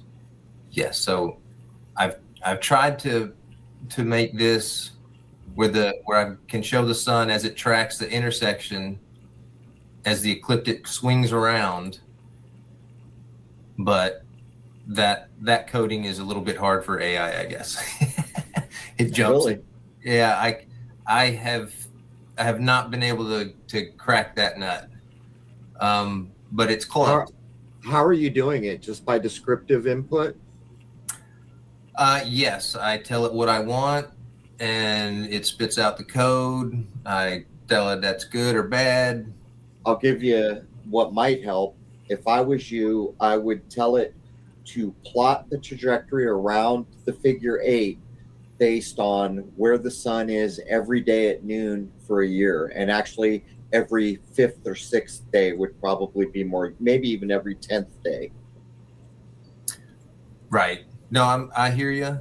I think it's more, well, I have a hard time with it. It wants to keep giving me NASA stuff. and we're dealing with this reality. Yeah, we're dealing with this here. So let's see. What was the rest of the question? They wanted to know the relationship, the ecliptic, the stars, and the planets. That was my personal question. So you covered it. That looks fantastic. And I'm so glad that you brought up the analemma, because a lot of people don't realize that wherever you are, if you stand in the same spot at the same time of day, every day for a year and take a picture of the sun, it's going to give you that infinity symbol. That is that's what people are talking about when they say the analemma. It's the image that you get when you track the sun over the course of a year.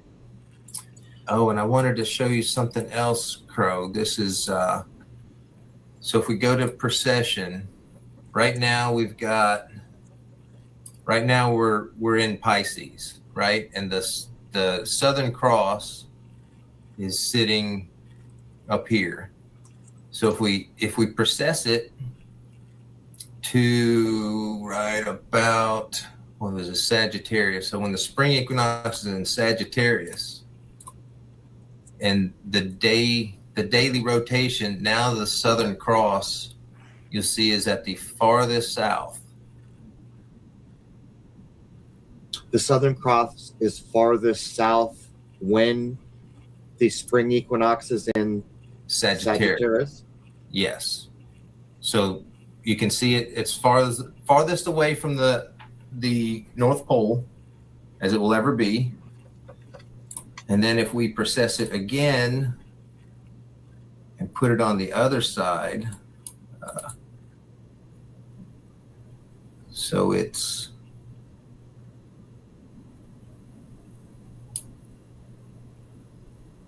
about here, and then we go to real time when the spring equinox is in Gemini. Then you got the Southern Cross as close as it's going to be to the North Pole. Does that make sense? Yeah, Cool. it's interesting. So many things. When you get visualizations like this, you're going to be thinking in so many different directions. But Yes. I like the basis for how you started by using the Vitruvian Man as the foundation, the squaring of the circle, and so on. What's demonstrated in that art that's almost a cliche now. It's been used so much. I think it's even on an album cover. Didn't the Kinks put that on an album cover? I don't know. Pretty sure. Pretty sure.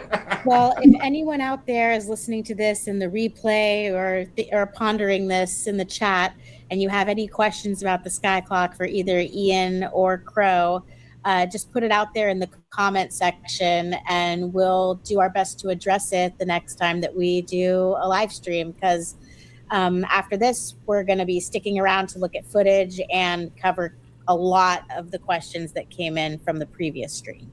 Right. So as we wrap up this portion on the sky clock with Ian, we're going to run a bunch of footage and address questions that people have given us. So Ian, do you have anything else that you want to lay on the table before we move along? I don't believe so. I just wanted to get this out to people, let them see it. Now, that website is not correct. Zodi Yuga Sky Clock, not Cycle. Oh no, I was showing it the whole time. We'll fix it. I like that he put in I the heard you work. say, I was typing it out as you said that. Sky clock. Why don't we do this? Rose, can you put the correct one in the YouTube chat? And Ian, one more time, tell folks where they can find you or contact you or whatever you'd like to do. Yeah, I've got a Gmail set up for that website. Exact same, Zodi Yuga Sky Clock at gmail.com. There's a dash in there, Zodi Yuga. In case somebody has some questions or wants to maybe help out. I'd love like Mario with symbolic studies and Santos Bonacci, get those guys to help fill in some of these gaps in the symbolism, the mythology surrounding all this stuff, so we can get a visual on top of the regular conversation. What I like the most about what you're doing here is your earnestness to take information from very disparate sources. Even these days, when we talk about something as basic as Christianity, to this day, you'll still say people, you silly children for believing in that, and then bring up consciousness or the reverse of that. And we're moving into an era where that kind of stuff needs to go away. People are wherever they are, but we are all struggling for a very similar, if not the same, destination. And so all this information coming in from other places, if you're not open-minded enough to give it a fair shake, you're really missing out. I guess is all I can say about that. Mm-hmm. I agree. Sounds familiar. Thank you. But anyhow, thank you so much, Ian. Anything you want to add before Rose and I move on? No, thank you for all the stuff that you guys do. It's amazing. I love your son stuff is out of this world. Literally, although I think it's quite a bit closer than people think. I agree.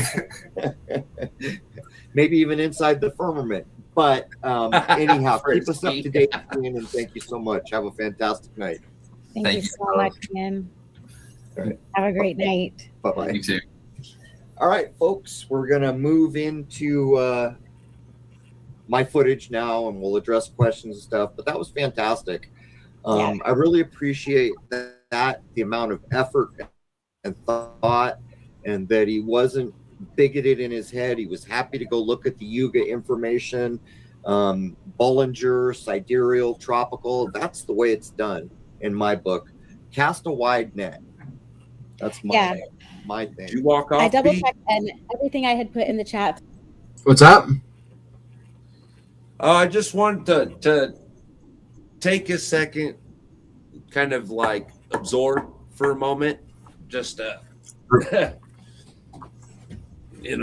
Crow, and kind of take a second to say thanks to Crow for 777 for letting us, view this, use it, go over it, critique it, and that it's pretty cool. Crow's a really cool channel though. Covers a lot of different topics. So it's a really cool channel, and I'm glad you brought this up tonight, B. So thank you. This was a fun one for me. Well, we're just now getting into the part of the video that I watched live, and then prompted me to ask him if I could go over it. So that first part that we just watched was actually, I hadn't seen it, but I watched it after the live, and I thought, well, I'll just play it all because it's all actually quite interesting. But these next pictures that are coming up, guys, and the conversation coming up was what I found really fascinating. So we're just getting to the good part, actually. But go ahead. Thank goodness. Let's chew some meat, man. All right, cool. Yo, Constitutional Stacker, welcome in. Throughout the stream was the correct website, and in the description of this video is the correct website, and it's just on the banner that it was messed up a couple of times when I had it up there. But yeah, I'm ready to move on. I created a clip to address the most popular question that we got, as we've been publishing some of your old content and a little bit of sneak peeks of your new sun footage. And so what people keep saying over and over again is that the lunar wave is atmospheric disturbance. And so I took a little bit of a clip from the movie Shoot the Moon so that people can see a side-by-side comparison of the first two lunar waves from Crow and two example of Crow's own footage of airplanes flying by. So you can see for yourself the difference between the two, and then Crow can discuss it after you see it. It's a minute long. Oh, this will be fun. All right, here we go. If you look carefully as the waves go by and you pick what I'll call a landmark on any point of the moon, as each wave passes, it displaces, like you're looking through water, it displaces what you're looking at. In other words, the entire image of the moon is displaced twice, once by the first wave and then again by the second. Currently, or as it stands now, from my point of view, the 2012 or first capture of the so-called lunar wave is the benchmark for all lunar waves. It still stands head and shoulders above everything I've seen, although there have been some astounding catches. I would further add, I'm not certain that everything that has been called a lunar wave is the same type of event that we're witnessing here. I was the only guy who had filmed two lunar waves that people knew of, which actually wasn't true. There was another individual who had it in a clip, didn't realize it. You hear it, you see it, and you try to film it with the scope just because it's something to film. In the 2012 clip, you can see a pulse and all kinds of things going on as the waves start. All right, so as you could see, I mean, I don't even know how many times I have filmed an airplane transiting both the moon and the sun. Matter of fact, the last month I shot here, I think I filmed it 3 or 4 times. And as you can see, it's very dispersed. So the idea that this is a jet making the waves doesn't really hold water, except, and this is a pretty big except. Well, I should point out, the first time I filmed it, everybody knows it was an accident. Every other time I filmed it, I have binoculars sitting there and I would look for a cause. Never did I hear, if you look carefully, and hear planes going by, and never did I see anything. The only possibility, if it was going to be a craft flying, would be that it's invisible, noiseless, and probably going a good deal faster than the planes that I just showed you that I filmed, like a passenger plane. But what we see here are very distinct, always what I consider a true wave is always in pairs. They can come from any direction. The period between them is not fixed. The speed at which they go by doesn't seem to be fixed. And after all these years, I have no indicator. Like, I can't tell you. At first, I thought it was equinoxes might have something to do with it. As far as I know, there's absolutely nothing like that to help predict things. So that's where things are at. What do you think, like digital refresh, or could I'm With just showing the lunar wave one last time so people can see the wave. yeah, I think it's so obvious that it's different than the planes that we showed in the other Or clip could it that be I like added before. well, in the members' solar clips, there's long an image of a plane wave going over the thermal sun. expansion?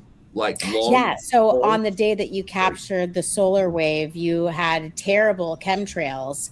And so it's a shame because imagine if the chemtrails hadn't been sprayed, what a Right, great that's what it capture. looked And like I to do me. hope that you get another solar wave next season. Like a Would you be interested digital in showing the refresh. Jupiter and Saturn waves as long as we're covering it that were captured by Take Back Space to help answer the question from for people who are asking if you think it's going across the whole sky? Yeah, can we do it without audio? No. Yeah, What Frisk. is the audio? No, if they It's could just cool show the music. plane Okay. crossing with the disruption going behind it, without the plane of uh, experiencing the same effect, you know, if they could demonstrate that, that could possibly narrow that refresh issue down, like a digital refresh.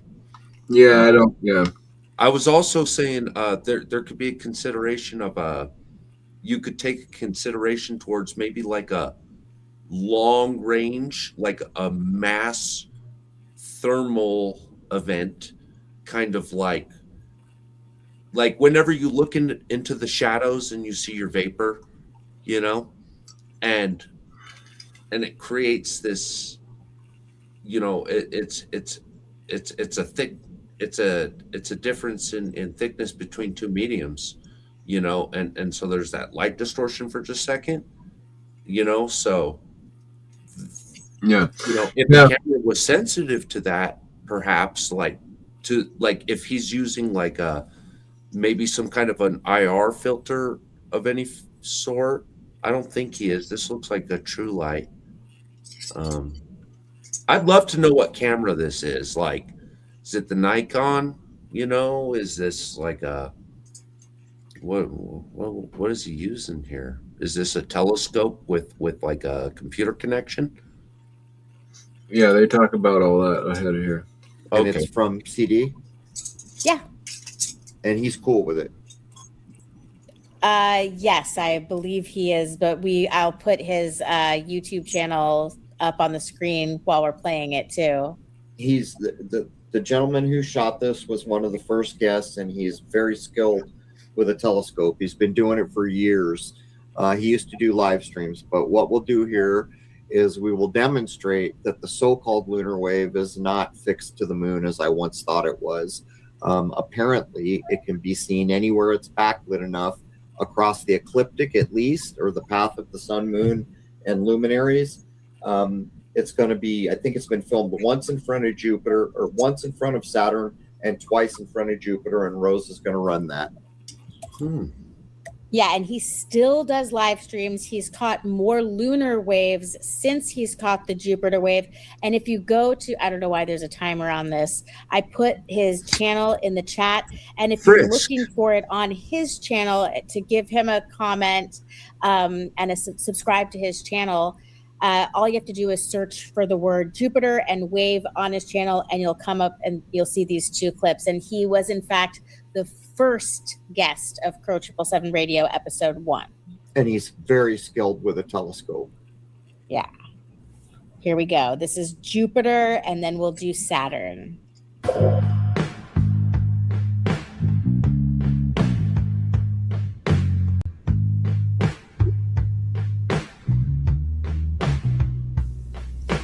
Oh, would you wake and see? I've been sitting here, dying to meet you, playing to free you. What have you got to lose? I'm the singing hero, dying to meet you, playing to free you. Oh, baby, what you need? I've been waiting here for waiting to reach you.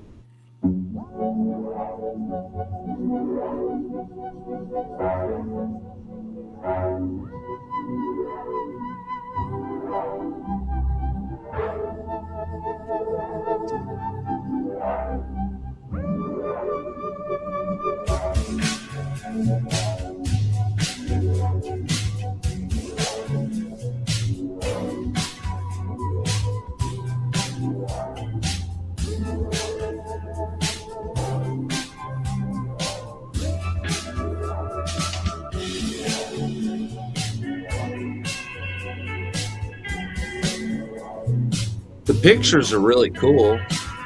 Amazing. All right, so there it is in front of Jupiter and Saturn. You've captured it recently this year in front of the sun in the hydrogen alpha wavelength. Many people have captured the lunar wave with a P1000 camera, which is digital, but also you should definitely discuss that telescopes are analog and that you have a camera attached to it and the camera pan. Right. And for those who are paying close attention on the Jupiter wave, down at the very lower left, you can see one of the moons of Jupiter. If I had to guess, it might be Io or Ganymede, maybe. There are 4 relatively large so-called moons. And the first few times I saw it, I didn't even notice, but if you go back and look. But in terms of all the people who like to just make comments after all these years and say it's the sensor and the camera or it's a plane or whatever, and they don't bother to look at the evidence, the first capture in 2012 proves that it can't possibly be the sensor. If you look at the 2012 footage, what you will see is the camera pans below the moon, the wave starts. At the time, I was looking at a 3-inch LCD screen. I didn't notice it. And I panned the camera back up to the moon. And then the second, or that wave catches up to the camera. That's proof that it's a filmed event. Pan the camera down, there's a wave. Pan above the wave, then the wave catches the camera. Besides the fact that digital sensors do not fail in organic ways. Everybody knows what it looks like. You get square lines, pixelation, hard edges, not organic rolling waves. I have in an terms of a alternative digital theory. camera, like a P900 or 1000, that's a digital. What's that? I could offer in support. I could offer an alternative theory. Now, I'm no scientist. I'm just a caveman, right? But I remember in like telecommunications, occasionally there was an effect where like it was kind of like a feedback, like you cram too much and it starts like kicking backwards. But I wonder. So this one wouldn't. I don't think distance would be too important for the effect. But like if light is sending, returning, right, and we don't really know the difference, which in speed of light on the return or send, so much, But if it was returning through a send, I mean, obviously you could receive a distortion in the light from, a stronger impact versus a weaker reflection. I don't know. Maybe if we're looking at it like if we're looking at parallel light straight on, it's going to appear like a bunch of little dots in a way, So maybe a transmission of light could be getting bent or distorted through a medium of its own signal. I don't know. That's as far as my brain could imagine or create an explanation for that I don't foresee would be limited by a distance. So if it's really close or if it's really far, like it seems like the effect would be accountable. I mean, Let's see when what. we're talking about this wavelength coming straight at you, like, you're not seeing it like this. You're not seeing it like this. You're bap, bap. And so it's like, and so this effect could be transmitting on a reflection, and I could say maybe even absent a lot of atmosphere to distort it. Maybe just could the light itself be enough to distort the light itself? Is I guess what I'd be asking, Okay. It's a digital chip, but again, they don't fail in organic ways like when we were using, tube TVs and VCR tapes, magnetic tapes. But with a telescope like this footage that you're looking at, this is a Schmidt Cassegrain telescope, which basically means light comes into the scope. Yeah, it's moving all over, but the wave isn't. Like, you can see that that's a separate thing happening there. Huh? Yes, that would eliminate digital effect. Bounces off a parabolic mirror in the back, and then bounces off another mirror in the front and goes to the eyepiece. Then there is a camera, digital in this case, on the scope, just so you're aware of how the capture happens. Look, saw the wave, went above the wave, wave catches up. That is proof beyond proof, inarguable proof for anyone with 2 brain cells left to rub together that this is a filmed event. And by luck, that was the first capture. But still, after all these years, people just want to, stick. What's that?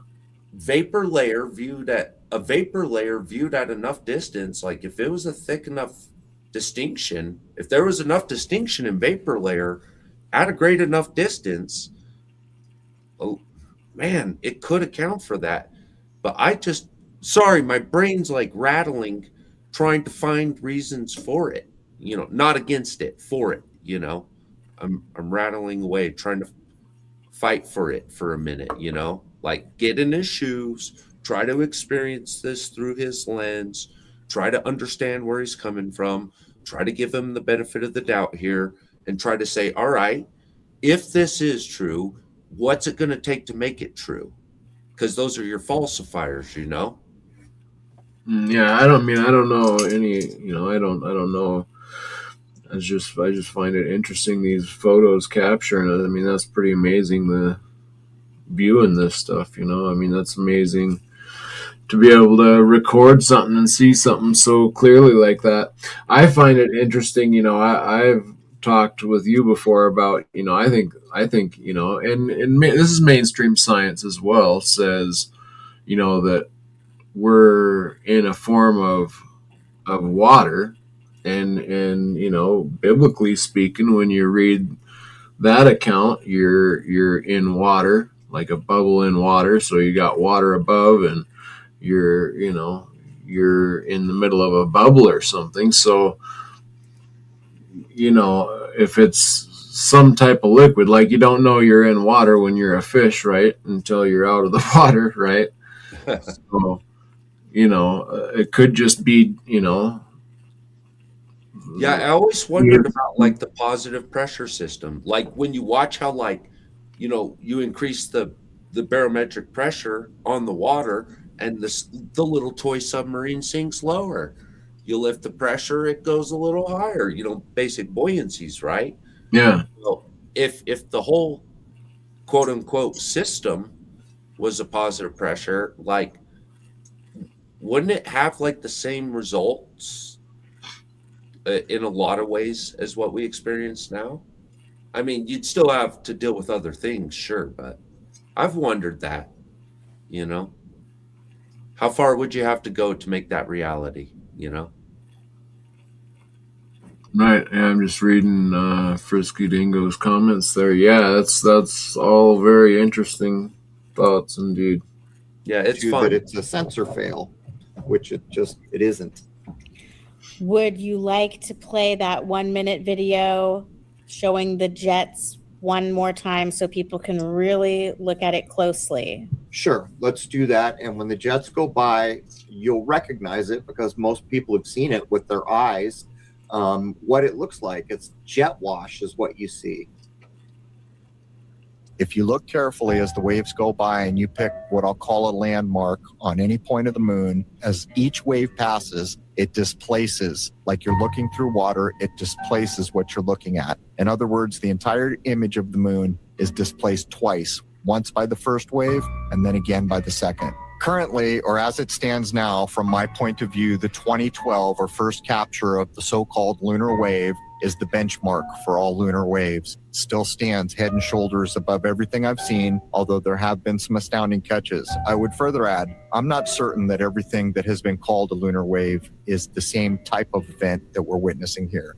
I was the only guy who had filmed 2 lunar waves that people knew of, which actually wasn't true. There was another individual who had it in a clip, didn't realize it. You hear it, you see it, and you try to film it with the scope just because it's something to film. In the 2012 clip, you can see a pulse and all kinds of things going on as the waves start. So there it is. That's just a smattering of evidence. I don't even know how many images of planes and jets going over the moon. I've filmed a lot. And lately, as Rose pointed out, the chemtrailing is such a big deal all the time.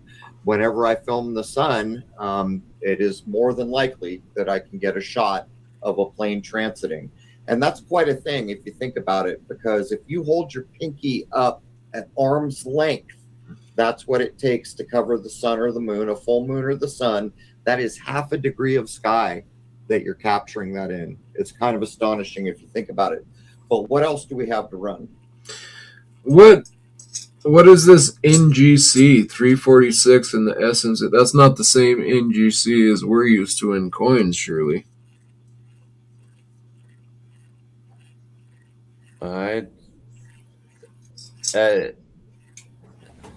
What does it say? NGC? It's probably a star or a star cluster or something. Right. I just thought maybe that picture itself was a snap that they're saying is best photo. And no, that's its labeling designating name. That's its designation. It's anyway. NGC 346. Whatever. Rose? All right. Well, we have here the AstroBin website that we wanted to inform people, because as we move forward through the questions, we're going to have to address the accusations that your work is CGI. So we just wanted to show people this website. Can you explain what the definition of an amateur astronomer is and what this website is and how people could know the difference between NASA and amateur astronomers posting real work? Right. We see so many people coming in and downing the work that people have done with a camera. And let me tell you something, it is work to get a telescope and a camera and all the knowledge and everything else. It's a lot of work to get quality imagery. So when you're showing it to people like this image and people come in and say that's CGI, it's a bit disingenuous. So for anyone who is really concerned with what is true, if you actually want to know what is true, anything that I shoot ever, like this shot of the sun that I took, go to a website called astrobin.com. Rose, can you put that in the chat, please? This is where all the amateurs, they're not all amateurs, but most of it is amateur work from around the world posting what they have shot with their telescopes. That should be proof positive to anyone. If you saw this image that you're looking at that I shot in the hydrogen alpha wavelength with my solar telescope and you wanted to know if it was real, go to AstroBin and do a search for hydrogen alpha sun, and you will get hundreds, if not thousands, of examples of others who have used similar or very different equipment to get it. And that should be a very useful tool for people who actually want to know what's true instead of just assuming everything is fake all the time. Although if it's coming from NASA, I don't blame you one bit. I don't even bother to look at it anymore. Well, I just showed some of your still shots. Pictures. So all of the photos of the sun are stills from Crow. This is really beautiful. The video recent, in my opinion. Before that, it's just very interesting to see. What is this? When the video plays, they're going to play a recording of a video of the sun here, and this offcast. What's cool is to watch it as it's recorded and get like sucked back into the sun. It's like it's hanging up over it, and like there's a current through it. And what do they call those? Coronal ejections? Yeah. and they're solar flares, they're coronal ejections. That's what, yeah, that's what they're calling those. But when watch what, sunspots. right, Sorry, I'm just refreshing my mind. right. The patterns of the sunspots as the sun rotates, the sunspots are moving around at different speeds when you observe them over time. And then when you're looking at it from a certain angle, you can see these double looping prominences that are just demonstrating an electromagnetic nature of things. So why don't you go ahead and clarify what you think the sun is and what you think the sun is not? All right. So why don't you run some of the stills? When I started doing this, so many people wanted images they could print. So what I did is I made stills like this one you're looking at, and I put it on the website. For everyone who's a new subscriber, when you come subscribe to crow777radio.com, you get to choose a free image that you can print. Here's the cool thing. I made them so if you want, you can print it up to near 50 inches, some of them even bigger or anything smaller.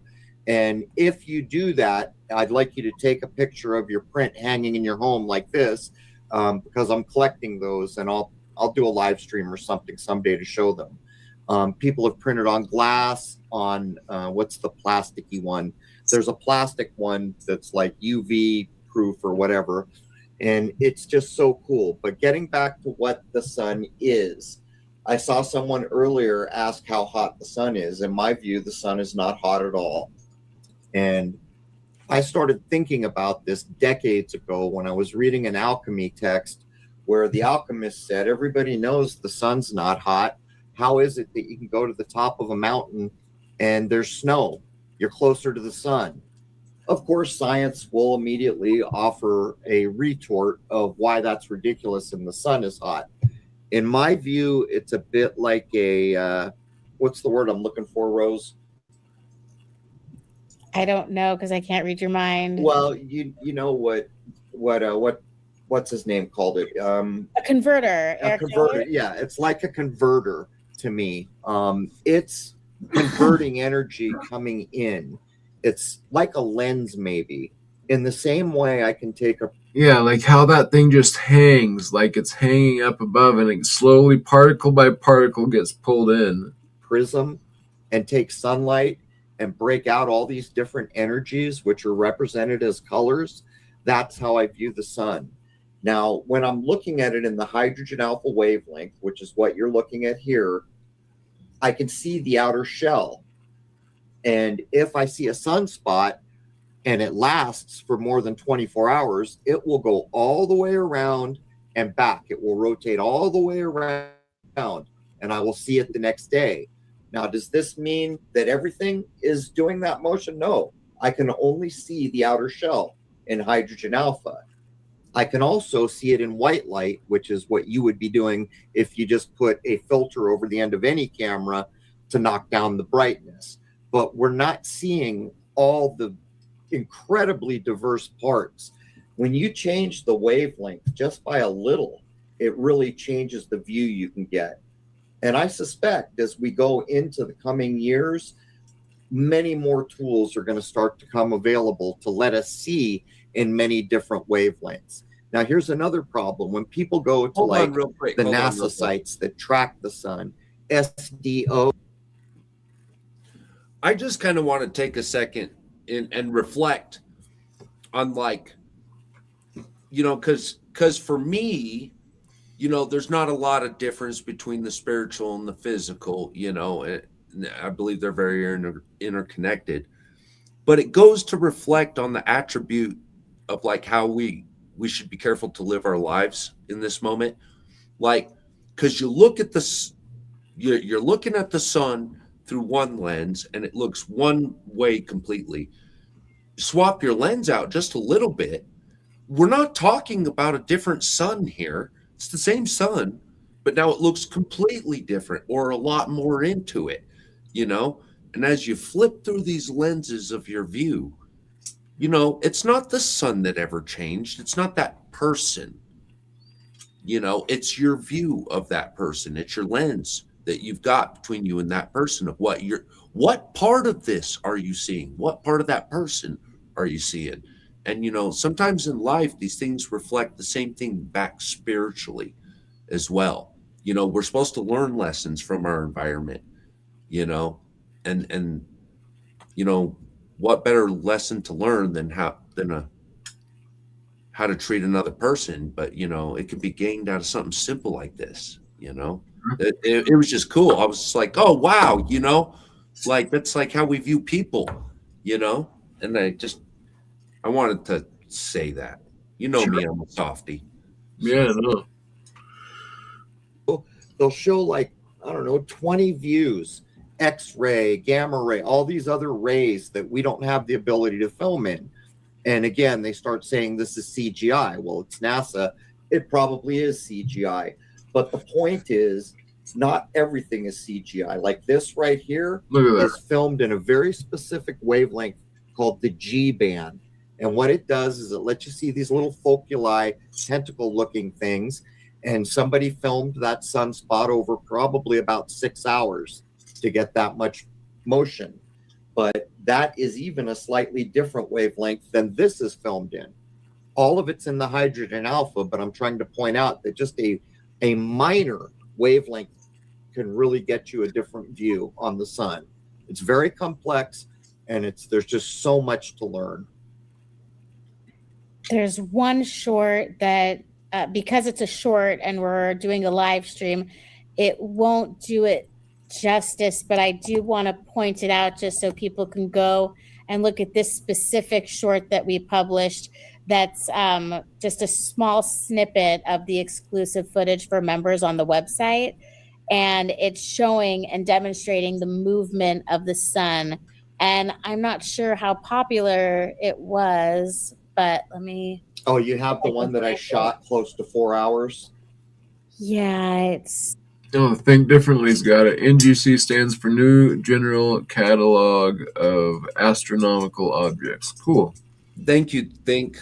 Appreciate the homework.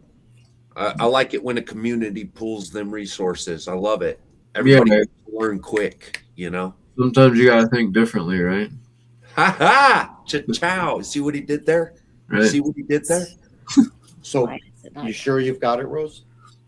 I'm not sure. Why? Do you have an easier? Well, I was way gonna explain what it shows if you've got it. Oh, let me see here. I thought that I had a short here. The name of it was Showing the Movement. Oh, here we go. Showing the Sun's Movement.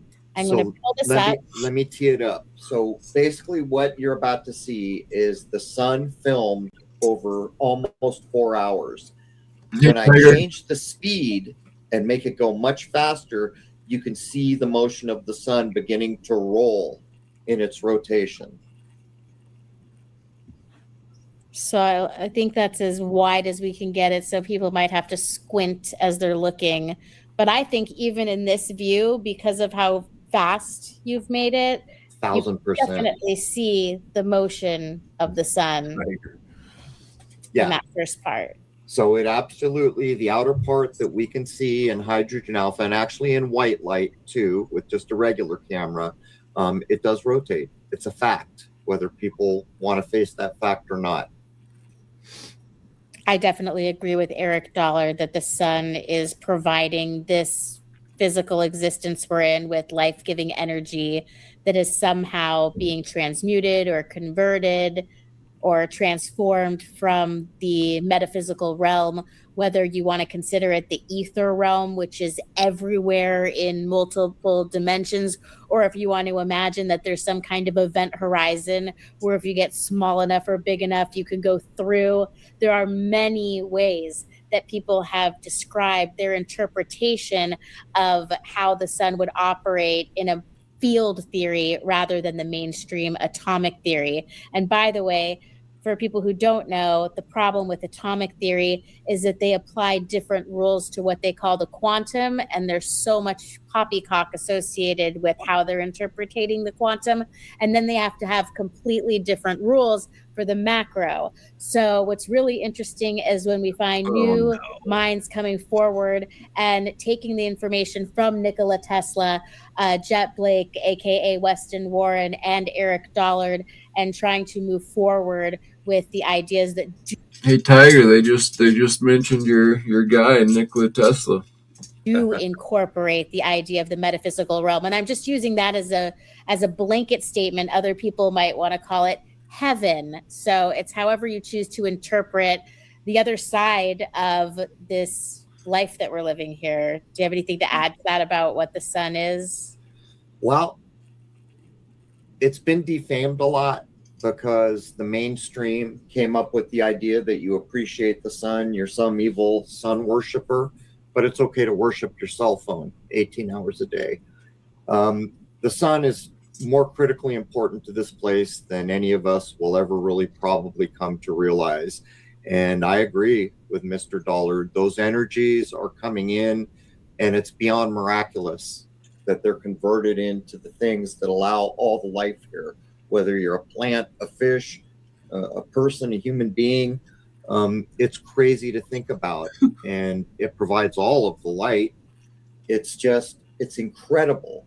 And in the era we are now, it's almost like you could do a very general division between people who live now and people who lived, say, 200 years ago, is most of us are completely unfamiliar with the sky. And back in those days, they would have been using the moon daily to mark out months, and they would have been using the sun because not everybody had a wristwatch. And that simple observations like that would make you much more familiar with the rest of it. But as we come... What's that? Frisky just popped up a comment. He says, okay, I'm not going to agree with the response on atomic and quantum because they are totally different files, subatomic and atomic. Since I work in that field, that statement is not accurate. and that was a point I kind of wanted to jump on a second ago, either like, oh no, like, because like, you don't, they really are, they're different parts and pieces that respond differently, the same way protons and neutrons and electrons all respond differently to their environment, and all respond differently to each other. Well, the same thing would be true of these lesser of these smaller particles, like a quark or something, right?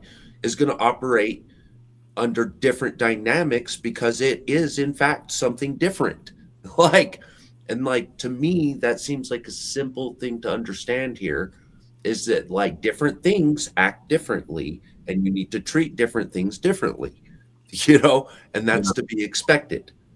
Yeah. And so I'm not real happy about that comment myself. I have no idea. This is all fascinating to me. I don't know. I find it amazing that I have somebody in chat that works in this field, so that's mind-boggling to me right there. So that's awesome. And so this is so amazing to watch this stuff and know that people are advanced in this area. So that's cool. Come into the new era, and if you go to AstroBin, you'll get a real eye-opener about how many people are passionate about filming different aspects of the night and day sky. When you go there, you'll see there are deep space people, so-called deep space, and they're interested in nebula and globular star clusters and things like that. Then you'll get people who are just about the moon, people who are just about the sun, people who specialize on just trying to film a planet the best they can, a so-called planet. But what it does is it shows you the growing number of amateurs who are just observing at levels that were not possible maybe 20 years ago.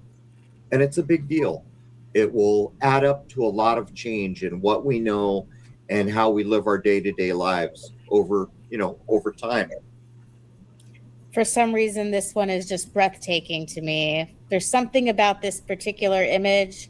And I guess this would be a good time for you to clarify that you film in black and white.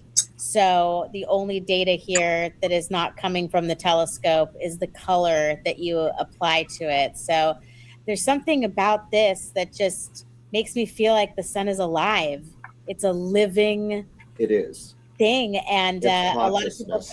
a lot of people talk about how it could possibly be hollow. And since you're filming it in the hydrogen alpha wavelength, so coming back to some common questions that we've received, some people we're challenging the idea of fusion, but some people want to even challenge that the sun has anything to do with hydrogen. So the fact that you're able to capture this in the wavelength shows that at least the outer shell does have something to do with hydrogen. And then there are multiple theories about what's going on inside. And then maybe you can tell us about how when you've gotten close up to the sunspots, Right. you saw the flickering inside like it was It's not. Yeah, it would be Oh, great, this one is a as telescope. tools get better to be able to.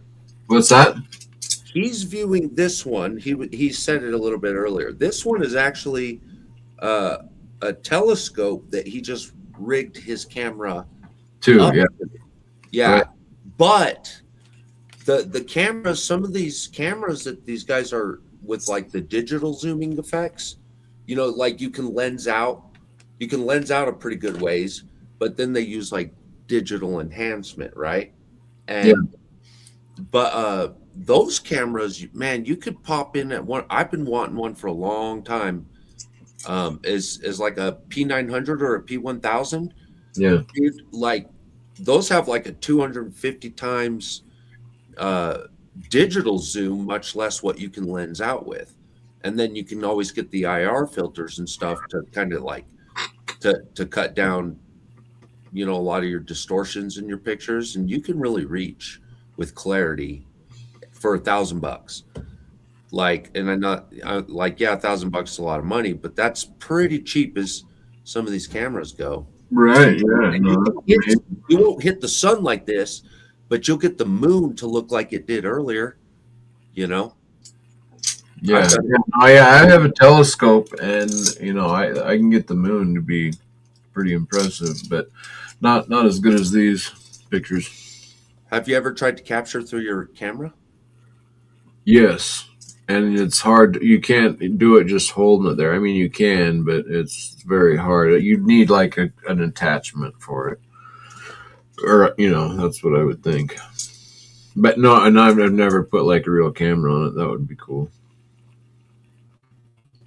To look down into a sunspot a bit better than I currently can, because those little tentacles. The sunspot and that tentacle coming in there like that, isn't that something? Yeah, it's so fibrous.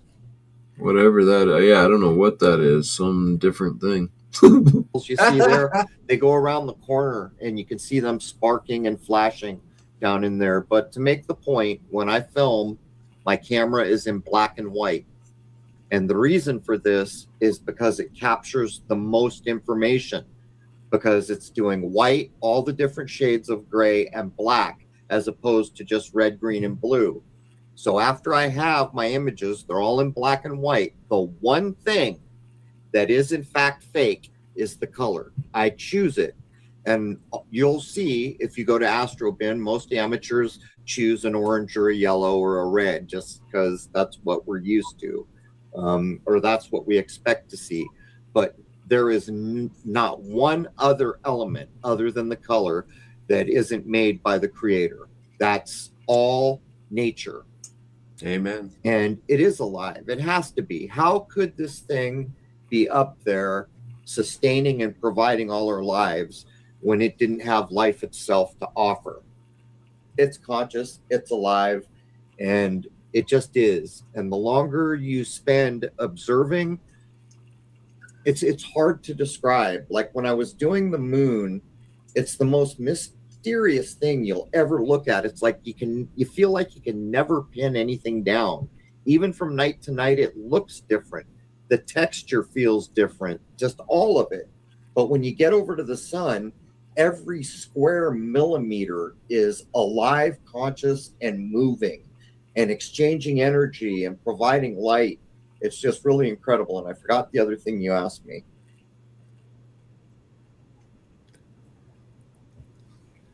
You know, I'm one that Muted. wants to lean towards intelligent I was saying me creation. too, but Yeah. Like, you know, it's just got to be on another wavelength, man, that we're not on. You know, you know, we're just too dang different to understand each other, you know? And but if you're a biblical dude and you want to take certain things seriously and explore them to their limits, right? You would have to say, well, you know, when the rocks cry out, right? You know, if you did if look, if they didn't say anything, the rocks would cry out. Well, that implies intelligence on some level. Enough, enough that they would be anxious, awaiting, responding, you know, crying out, whatever that means to them. It was like an implication almost of within that creation was an intelligence even that the rock was capable of understanding here. Even a rock can understand this. Now you could take that as completely metaphorical, or you can explore the possibility that there is in fact, you know, an essence to life that we choose not to recognize. Right, right. Yeah, I think they get into a little bit of that coming up, you know, a little bit different, but kind of the same. Yeah, plasma density cause different magnetic fields, which make those dendritic-like plasma channels. That's crazy.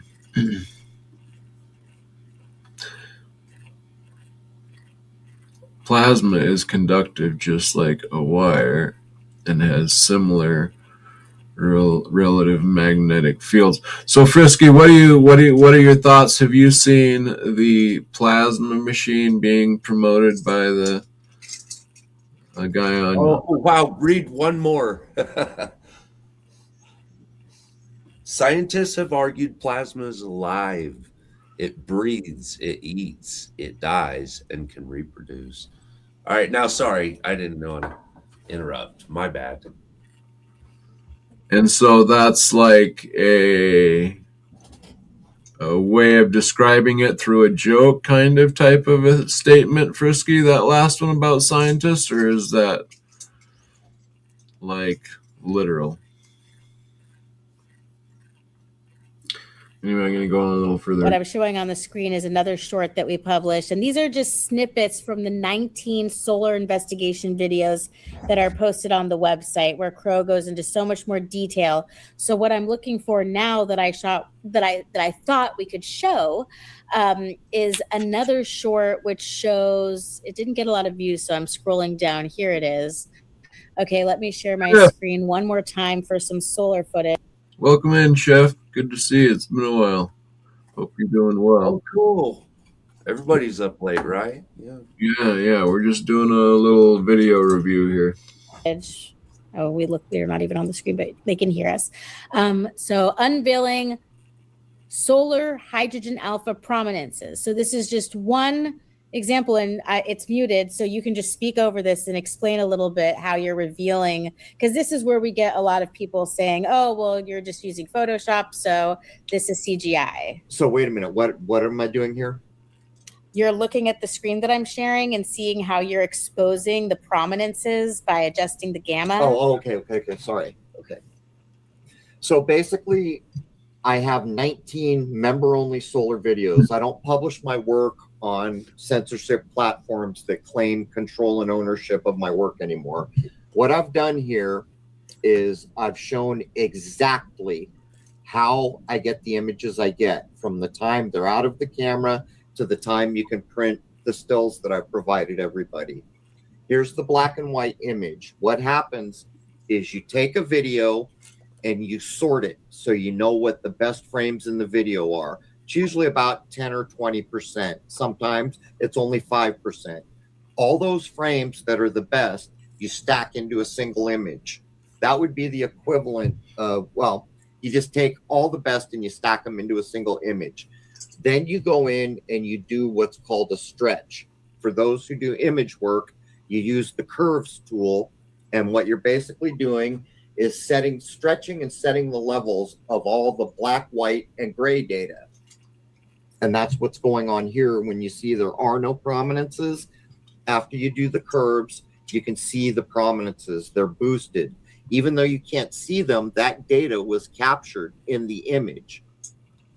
After I set levels, I do simple things like I might sharpen. I usually don't, but I might sharpen.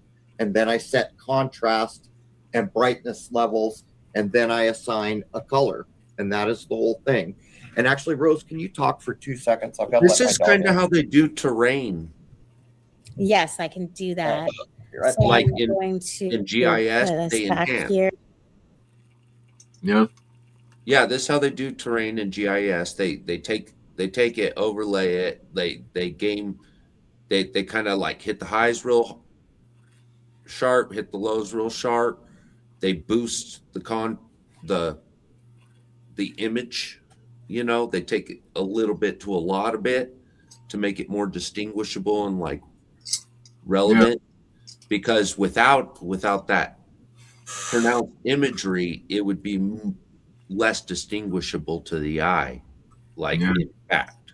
And so they do that to create like a consumable, you know. Sure. And I'm going to look at some of the questions that we collected. So after the last stream, when I published some of these shorts to try and give people an idea of what Crow has been filming and posting, and some of the earlier work that he did, like I posted a cloaked plane short that you can look on this channel. But a couple of these clips from over a decade ago received over 100,000 views and way more comments and questions than we could handle. So we took some time today to do the best we could to collect the questions that came in after the live stream. So again, everyone, please, if you have a question that hasn't been addressed, you have to make sure that after the stream is over, that you type it into the comment section after, not in the live stream, because we're just so overwhelmed with questions that today we can only really try to address some of the questions that came as a result of the last live stream. All right, I'm back. Okay, thank goodness, because I was on a rant.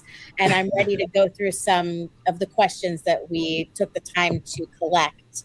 And again, we're so sorry if you asked an amazing question, and if it was really great and we're not covering it, it's probably that we just didn't see it. But just make sure that you type it in the comment section under this live stream, and we will use this comment section primarily. We'll prioritize the questions under this live stream as instead of any other questions received anywhere else. Does that sound good, Crow? Yeah, let's do it. Okay, so the first comment that we saved for you to talk about is that it looks like they felt it looked like a sensor refresh when it's been easily provable since the beginning. Why did we type that? Was that a... Oh, they're talking about the lunar wave again, and we've already covered that the actual camera pan proves it's not sensor related. It's a filmed event. Okay, Yes. we covered that. Okay, so now moving on. Someone else said they just announced Artemis, and in the NASA release where they're introducing the astronauts, he says we're about to go 250,000 miles from Earth, further than any human. So didn't you want to say that they're already starting to erase the past? Yeah. One thing about the digital age is it's going to be a lot easier for the past to be erased now that all information is online and they can change it in real time. But I happened to catch one of the NASA commercials for the Artemis mission, which is the one where they're supposedly going back to the moon. And they introduced 3 astronauts, and one of them said, "Can you believe it? We're ready for anything that comes our way, and we are about to go 250,000 miles away from Earth where no man has ever been before." And they say it more than once. And that is just blatant in your face, because if I'm not mistaken, Artemis, I think that's the sister of Apollo, maybe they're erasing the lie that they told with Apollo. How can you sit there with a straight face and say we're going back to the moon further than we've ever been before, when in 1969 you told us you went to the moon? So folks should keep an eye on that, because it looks like they're attempting to rewrite history to some distant point in the future, where there will be a generation that never knew there was an Apollo mission. And did you say that you confirmed that Artemis is the sister of Apollo? I can do it real quick. I think that's right. Does anyone in the chat know? Is Artemis the sister of Apollo? Let's have a race. Sister of Apollo. That's what it feels like doing trivia. And Artemis is the nowadays. twin sister of Apollo. Let's have a Yes, race. she is known as the goddess of the hunt, wild animals, and childbirth. I think she's also Diana in the Roman rendering, if I'm not mistaken.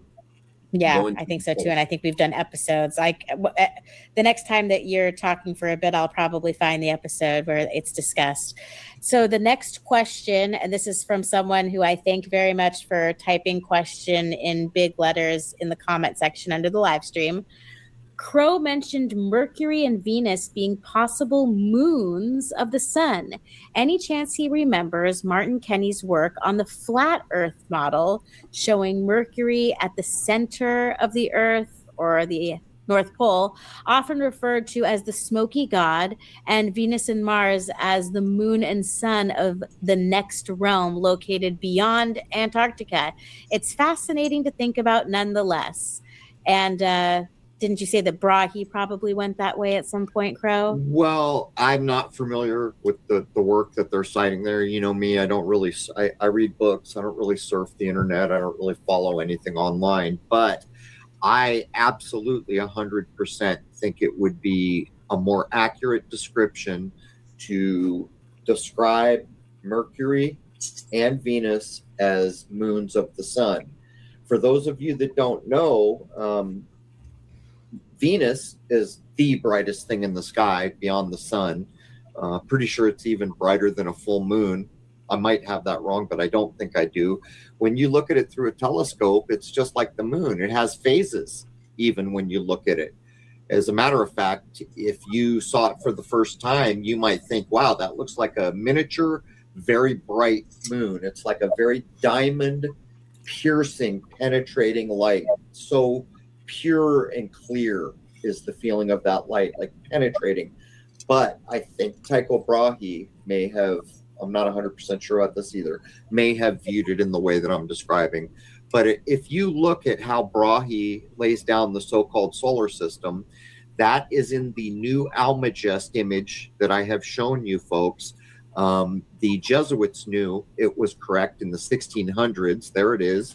The scale there, with the hand of God over the scale, is weighing two solar system ideas. The heavier one is Tycho Brahe's, so that's the right one. The one down by their feet is Ptolemy, and the other one is the nonsense we got handed from Copernicus and Brahe's whipping boy Kepler. So they knew that a Jesuit made this, and he encoded it in myth so commoners wouldn't understand that the guy with the eyeballs all over him is Argus. They probably wouldn't have realized that you have to know the mythological story to totally get the information. But the simple information is Brahe's model is superior, which is proven on the scale under the hand of God. And I forgot where I was going there, but well, it's a good thing that you brought up the Almagest. Is it Almagest or Almagest? Either way, I hope I'm spelling this right. But with a G. Yeah, the reason I'm putting it up on the screen is because someone did ask about this. This is one of the questions. Where could they get this poster? Because you have it, and you just suggested they search with that search term, and you can get it printed out in a really high quality from a number. So here we're looking at 3 models basically that was, so if we tie that back to the earlier part of the film, right, or the video, I mean, this is the culmination of all those years of looking at the stars and the planets and the right? I mean, this is the carried on information, at least in this picture. If it's genuine and all that stuff, I don't know, but there's three examples of finished products of thousands of years of all those tribes. Like I was talking about, some of our early documentation is of these different cultures talking to each other about their,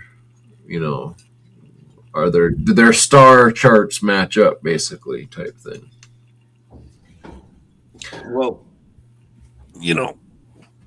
this is the same argument that can be made today.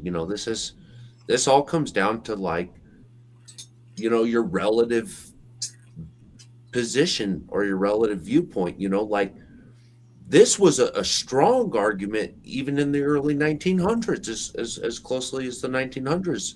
This was maintained as a strong argument right here. This, and they say, look, like, this is the options. Right. This is your options. Either way you look at it, this is your option. And so the fight between these has been your choice of how you're going to view the evidence. They share the exact same evidences. We all share the same evidence. Yeah. But it's your interpretation of that evidence. Right. And what you do with it and where you apply it. But along the way, you're going to be forced with a choice, right or left, up or down, whatever it is. Mm-hmm. But this is, but this is culminations of those thousands of years of looking up at the sky and pondering and watching, and the connections of and they get into coming up here some interesting stuff on what they might have been viewing originally as to what we're viewing now. But yeah, just viewing those separate models is kind of a realization of, look, that's their, it's fundamental logic, B. It's right there. This is what truth is all about. Like, I'm not saying the argument between the two models per se, but like the real truth. What is truth? Like, put any object you want to focus on, any topical object in those two on those scales, and we're faced with that fundamental. And so this is proof that these guys were not idiots. right. They were not idiots. Like, we always treat them like they're stupid, but they were well aware, well established. I think much more than we are now. Like, this kind of the thing. At least I should say of myself. Like, knowing now, looking at all this stuff now, it's like, wow, they were much more on top of reality than we are. They couldn't ask Google, bro. They had to come to their own decision. And right, yeah, not to say that we're not, doing amazing things, just that, it's not like they were ridiculous themselves. But what do we idolize as a culture, and what did they idolize as a culture, and what did they reflect on? We can see that, like, in our coinage, like you were reflecting earlier. Yep. What are we propping up? What are we valuing? What are we trying to, like, hold in history? I'd say, yeah, the times have changed, although, there will always be good people doing good work, so I don't want that to go aside either. Right. Number of websites. Wow, someone just posted that silvered at 83.27. Sounds like the Eastern markets are up and running. I think we're And so, yeah, then they bring up. we're going to see it do 200 this year, by the way. But to get back to that image, when I saw that, I was so impressed with the actual definitive proof from a Jesuit, nonetheless, who was in a position to know things. Encoded his artwork so commoners wouldn't understand, and it proves that the solar system I accept is correct, they accepted was correct, and that is Tycho Brahe's model. Okay, and then just to answer that person's question, how should they find? So if you want, I think I'm going to write in the chat what you actually write. Okay, To great. do the search, Alma So I can just delete that. poster. I think Alma just. I think. Have a good night, Frisky. Thanks for hanging with us. It's amazing that you love to have you on sometime. That sounds like amazing information. So thanks for your comments and have a good night. Frisk, you stuck in a long time, man. Thanks for hanging out with us. Contributed. Thank you. Yep. Good to have you. I think if you do the search that I just put into the chat, it'll get you going, and then you just have to look for the superior image quality. Okay, great. So now moving on with this question. This is an interesting one that I enjoyed reading. Hello, I was sent this show to watch because it's directly related to my studies. Many everyday folks started receiving what I call an upgrade. It was a time-released genetic advance or trigger which swept the entire planet starting in 2012. By 2016 or 2017, many people realized that they had been advanced. I remember the lunar waves when they were originally uploaded by your guest after the genetic upgrade. I became a mathematics theorist. This last year has been amazing as far as our collective mental abilities, including my own. I'm working on a theory which rewrites Einstein's grand unified theory, known in astrophysics as the gut. I would like to suggest that the waves which have been captured are what I identify as time waves. When time waves pass, they change everything, even moving and advancing whole regions on our planet, not just the moon. But we don't sense it the same because we are in it as it happens. Please get back to me if you can. And we know Fortune has talked about 2012, and a lot of people had transformative experiences in 2016. What say you, Crow? I say that I love her independent thought. I'm with you. Good for you. Go. Don't stop because someone says something different or it doesn't fit with some other accepted thing. Go your independent way, which you can tell she's doing that.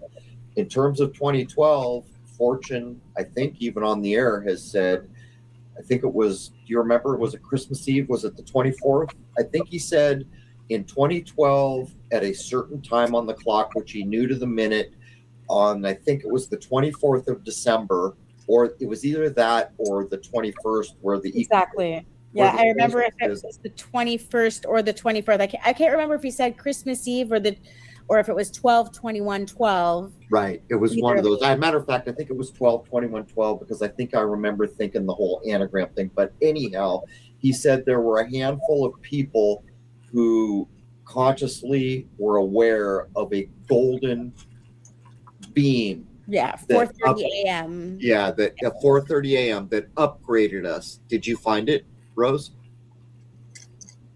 Wait, what was I saying? I thought you had searched a transcript. Anyhow, this golden beam upgraded us in 2012 when the supposed Mayan calendar ended and all that.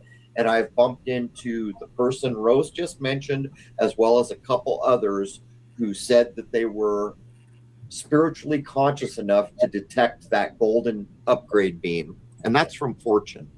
Well, I did find, because you just asked about the Fortune thing, the episodes where he discussed the golden ray could have been 474 is what's coming up the most, maybe 352.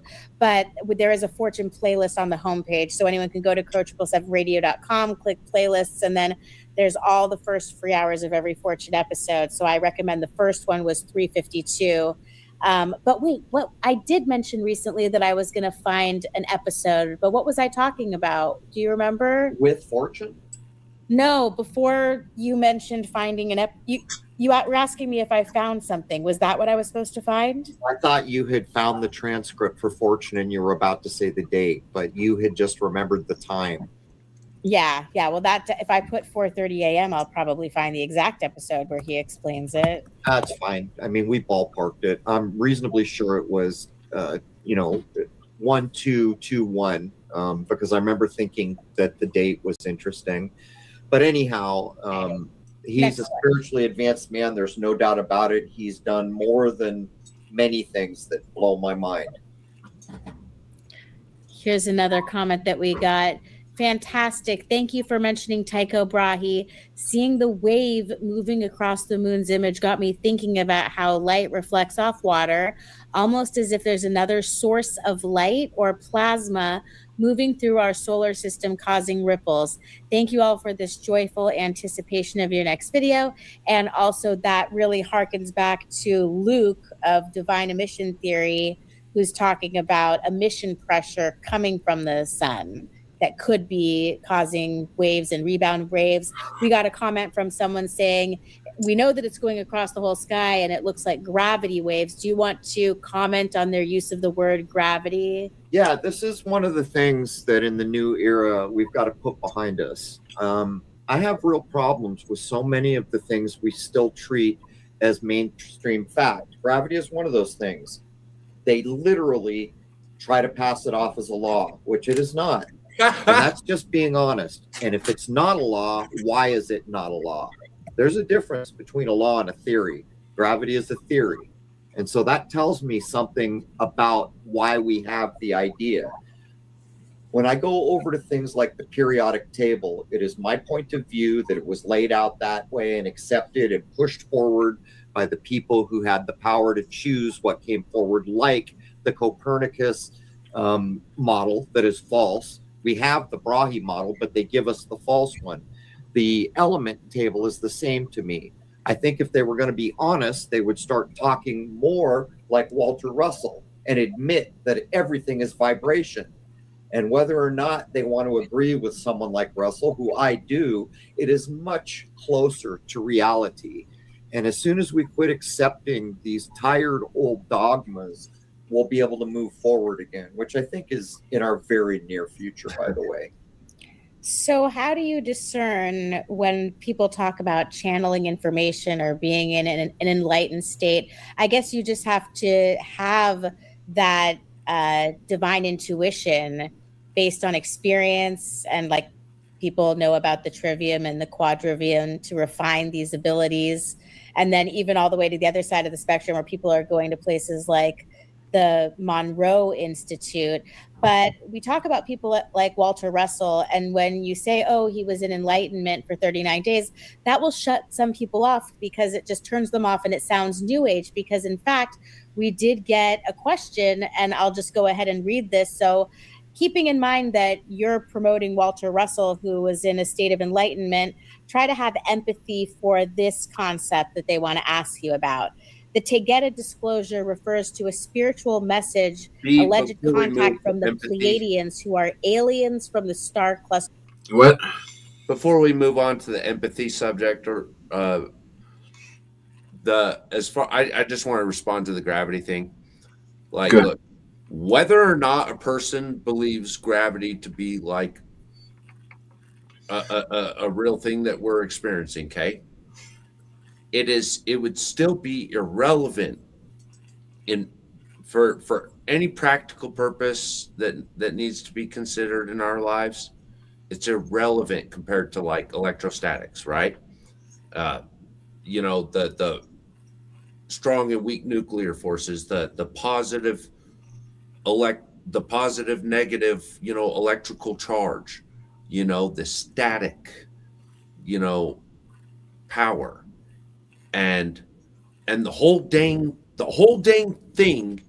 And it was interesting that he chose to go after the periodic table in that regard, because one of the benefits of the periodic table is being able to calculate the charge of your different elements, based on the way it's set up, based on how many shells are to be expected, at least in like the first two, and then I guess it'd be the last 10, but the point is that it's a grid, and it'll tell you similar things. There's things that are similar here and things that are similar here.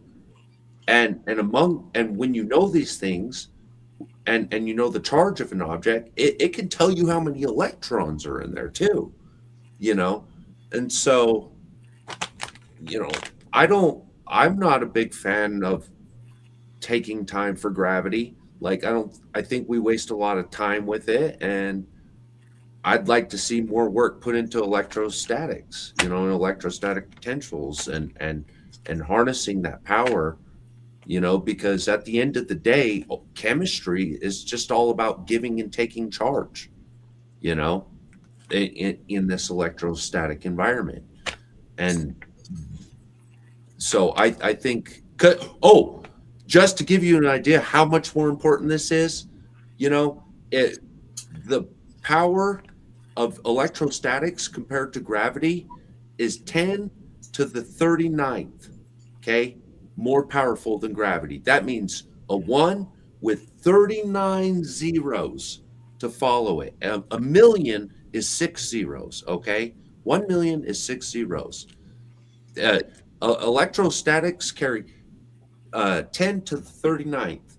That's 1 with 39 zeros to follow, more powerful and more effective than gravity. So there's that.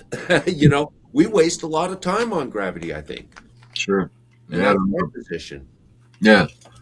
Yeah, well, I know, I often, when I have considered it, density and buoyancy can answer for, and then you add in the electromagnetics, right? And it's like, I don't know. Yeah, so that one's, yeah, I don't know. Yeah, you don't need gravity to understand these systems.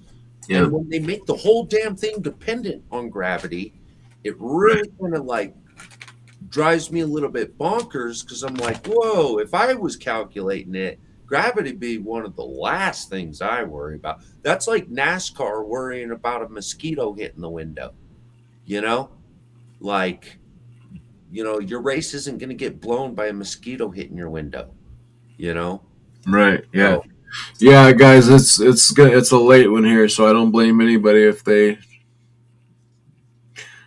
call it a night. That's great. Thanks for hanging with us for so long. I know this is a long one. I just got to get through it, but I just thought it was something interesting to make you think, and so yeah. But thank you all for hanging. Greatly. We're trying to stay limited on commentary. Right.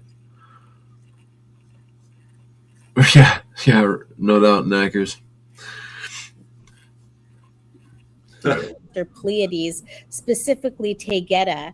And there are Right, different Naka. mediums that channel information, and they have podcasts, and they talk about the Galactic Federation. So this person is asking you for your take on the unfolding disclosure event that people are always waiting for in terms of extraterrestrial life.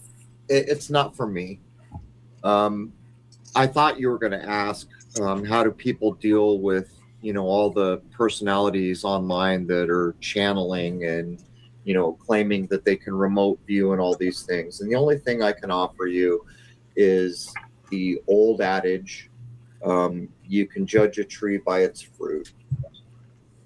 A lot of people make a lot of claims out there. And like, in terms of like when I first met Fortune, I had a sense about him. I mean, I got 100 emails that day in the time his email came in, and that was the one that I responded to. There was something about it. As time went on, I was continually put in a position where I had to ask, how can this possibly be legit and real? And time again, it has been legit and real. And then I began to notice demeanor and how people talk and the way they act. And you can really start to see when someone's claiming they're channeling this or that.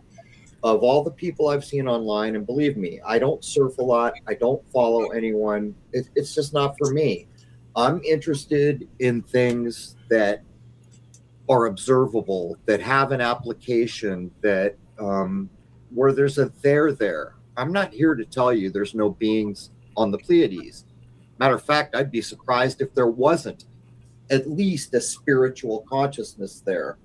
But in terms of all these people talking to galactic federations and everything, really, all the problems we have here, and the best we can do is just talk about this solution or that solution.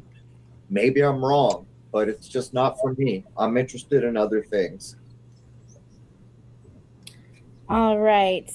We got another comment that came in. It wasn't really a question, but something that we wanted to save to mention, that someone said that if you have great eyes, you can see the lunar waves at times without a telescope, camera, and exposure. So kudos to them. I would like to ask them if they sun gaze, because I know my vision wouldn't be able to pick it up, though I have a great vision with the P1000. With my naked eye, I'm not sure I could pick up a lunar wave. Have you ever heard I anything don't. else? Yeah, I'd be surprised. I mean, I don't know what it means to have eyes that are better than perfect. 2020 is what they say is the benchmark, and people do have better vision. But I mean, think about it. A full moon is your pinky, the tip of your pinky at an arm's length. It's a half a degree of sky.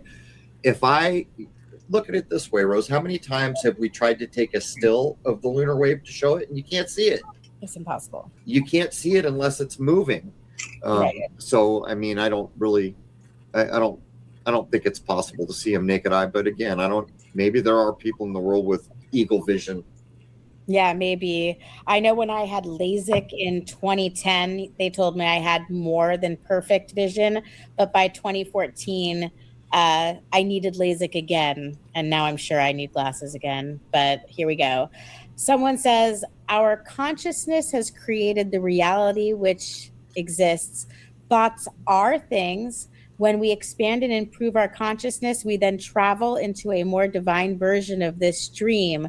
We are all sharing and living in this now.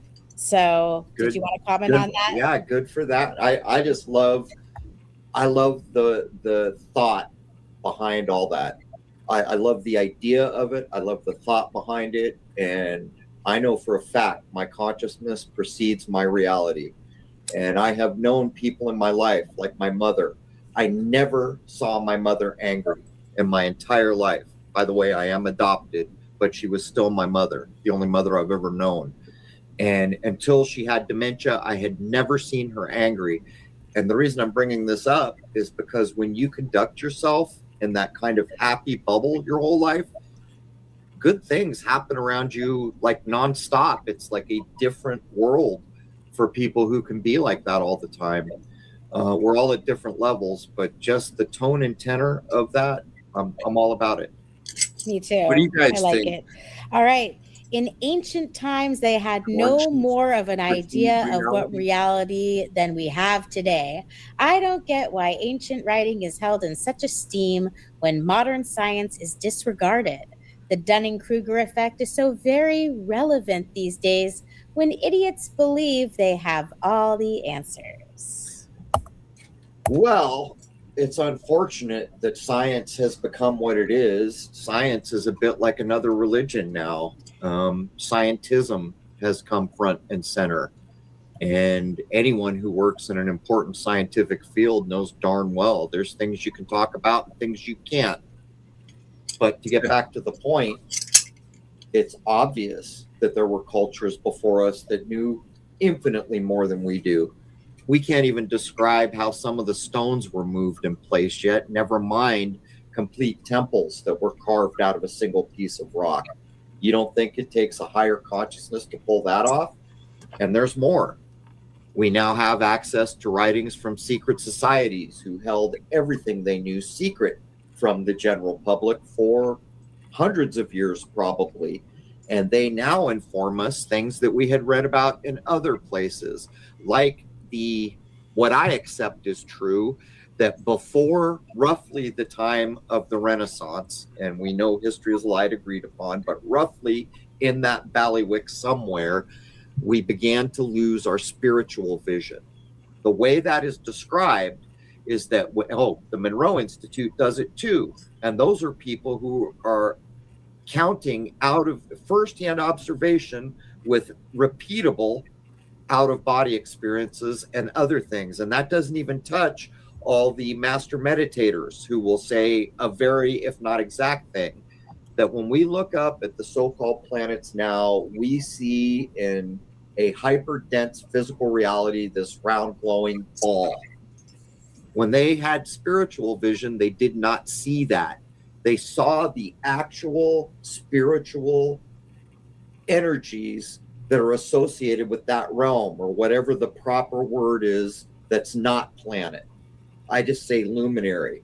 So there's more than plenty of evidence that shows that the idea of the Yuga cycles is probably true. We were falling in consciousness, we were falling in love, we were falling in conduct through a dark age, which happens over and over again, which we're apparently now coming out of. And I don't think it takes a genius to comprehend that if you go to India alone, how can you start to imagine that whoever built that didn't have more consciousness than we do now? Because we can't even describe how they did it.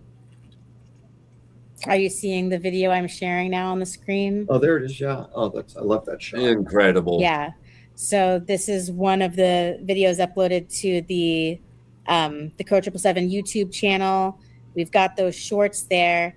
But like I said before, there's 19 solar investigation videos where Crow goes into so much detail and shows so many different still images and talks through his experiences and how he was able to bring this imagery to you, which, if you can imagine, not only did he have to buy the equipment to make it necessary and then upgrade it, because it is somewhat of an addiction, just like musicians have with gear.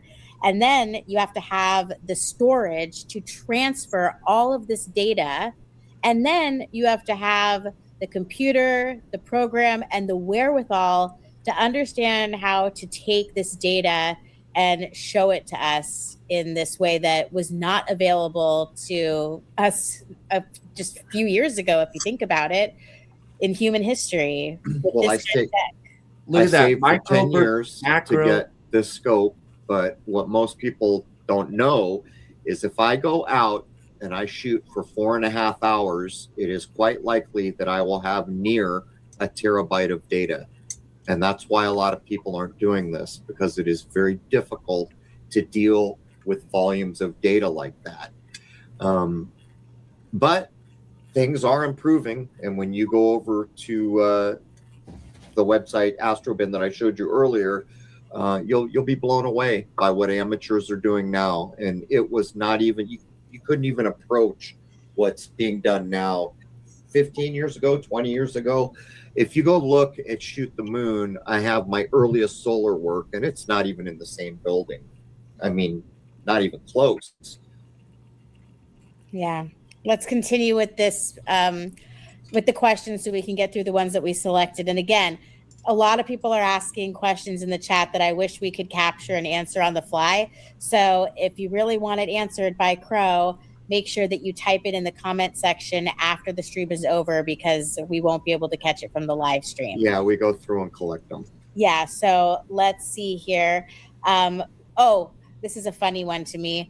What does Fortune say about your wave observations and scope work, Crow? And unfortunately, I hate to be a party pooper, but Fortune just doesn't seem to care so much about the sky clock, huh, Crow?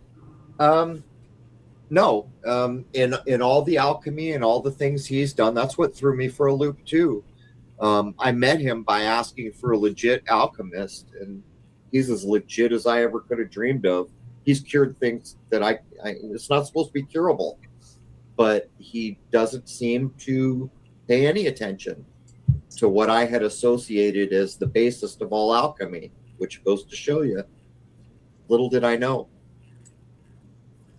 Let me get the solar work back up again, because to me, it gives me the chills how amazed I am. What's that? Oh, I said it's old Chad Wolf Legerstein Hausenbergendorf. If I remember. Welcome in, Chad. Good to see you, Chad. By what that thing is, there's nothing else in the universe or from where we are that we can look at that is anything like this. It's beyond amazing, and every particle that you can view is active, moving, alive, energetic, and conscious. It's incredible. It's beyond a privilege for us to be able to sit here and get these views. A few short years ago, amateurs could not have pulled this off at this level. Oh, wait, I just caught a good, funny comment. If the moon waves, you wave back. Don't be rude. There you go. Okay, so next question here. And you told me to remind you to comment about spiritual vision. Okay, so here goes. If the different planets have moons around them, what do you think is really going on if there's no actual space as described? Do you think potentially there are other realms like Earth with their own celestial objects and are just not as far as they tell us? I think when we come to recognize what space, what we call space, actually is, we will have been so misrepresented by all the movies and everything else we've watched that it will be laughable. And I think there's a time in our not too distant future where they will be looking at the things we believed in about that, and it will be laughable. There's life everywhere. You know, I always try to use the example, like if I'm out somewhere and I see this amazing flower that I've never seen before, you know what I instantly know? There's more flowers like that in this world. If I'm out somewhere and there's no life anywhere and I see a rabbit, you know what I know? There's more rabbits. And what I have noticed is that we tend to think of nature as being just what's here on the face of the ground we walk on, but it's everything as far as we can see. If I'm looking at so-called Jupiter, I'm still looking at nature, right? And how can it be that if I'm filming the sun and I know it to be conscious, and when I've read these accounts that we used to have spiritual vision and we saw the spiritual energies, not just a round floating ball, how can I discount all that? I think that the descriptions we've been given on what we call space are kindergarten versions of what's actually there. That's slippery slope. All right. So I'm just showing a little bit more of the stills that we have posted on the video section. And yeah, there's Astrobin, but people really should go over to your website and see the work that you've done in the 19th investigation videos. And so there are 19 videos. I'm working on the 20th now because I noticed something in the solar eclipse footage I took a year ago. But when you become a member, you get to choose. If you do it for a month, you get to choose a free image to print. If you choose to become a member for a year, you get a free month and you get to choose, I think it's 2 or 3 images to print. But then you get access to all the solar work. You get access to shoot the moon, all of it for free just because you're there. And by the way, we should have raised the price months and months ago because things are so hard, but we haven't in years. We're probably the cheapest podcast going, aren't we, Rose? Probably. I'm not an expert on the other podcasts, but definitely trying to keep it as affordable as possible. But even if you don't become a member, there's over 700 plus hours of free radio with no login required. And, you know, if, you know, people join for a month, they can always cancel. And it's $8 at the entire archive of everything. Almost every week I get a email from someone who's just subscribed. They usually tell me how they got referred in and things like this, but so many of them say this: someone referred me to this episode for this reason, and when I heard it, I couldn't believe it, so I went back and started on episode 1. And that's what I love. There are so many people out there who have gone back to episode 1 and gone through all the content up to modern times. And the value in that is this: say I did an episode on why 9/11 is 9/11. How many times can you do that, right? That's kind of done to death. But way back in those older episodes, we did it, and we did it seriously, and we did it thoroughly. No nukes, no dinosaurs, just episode after episode after episode.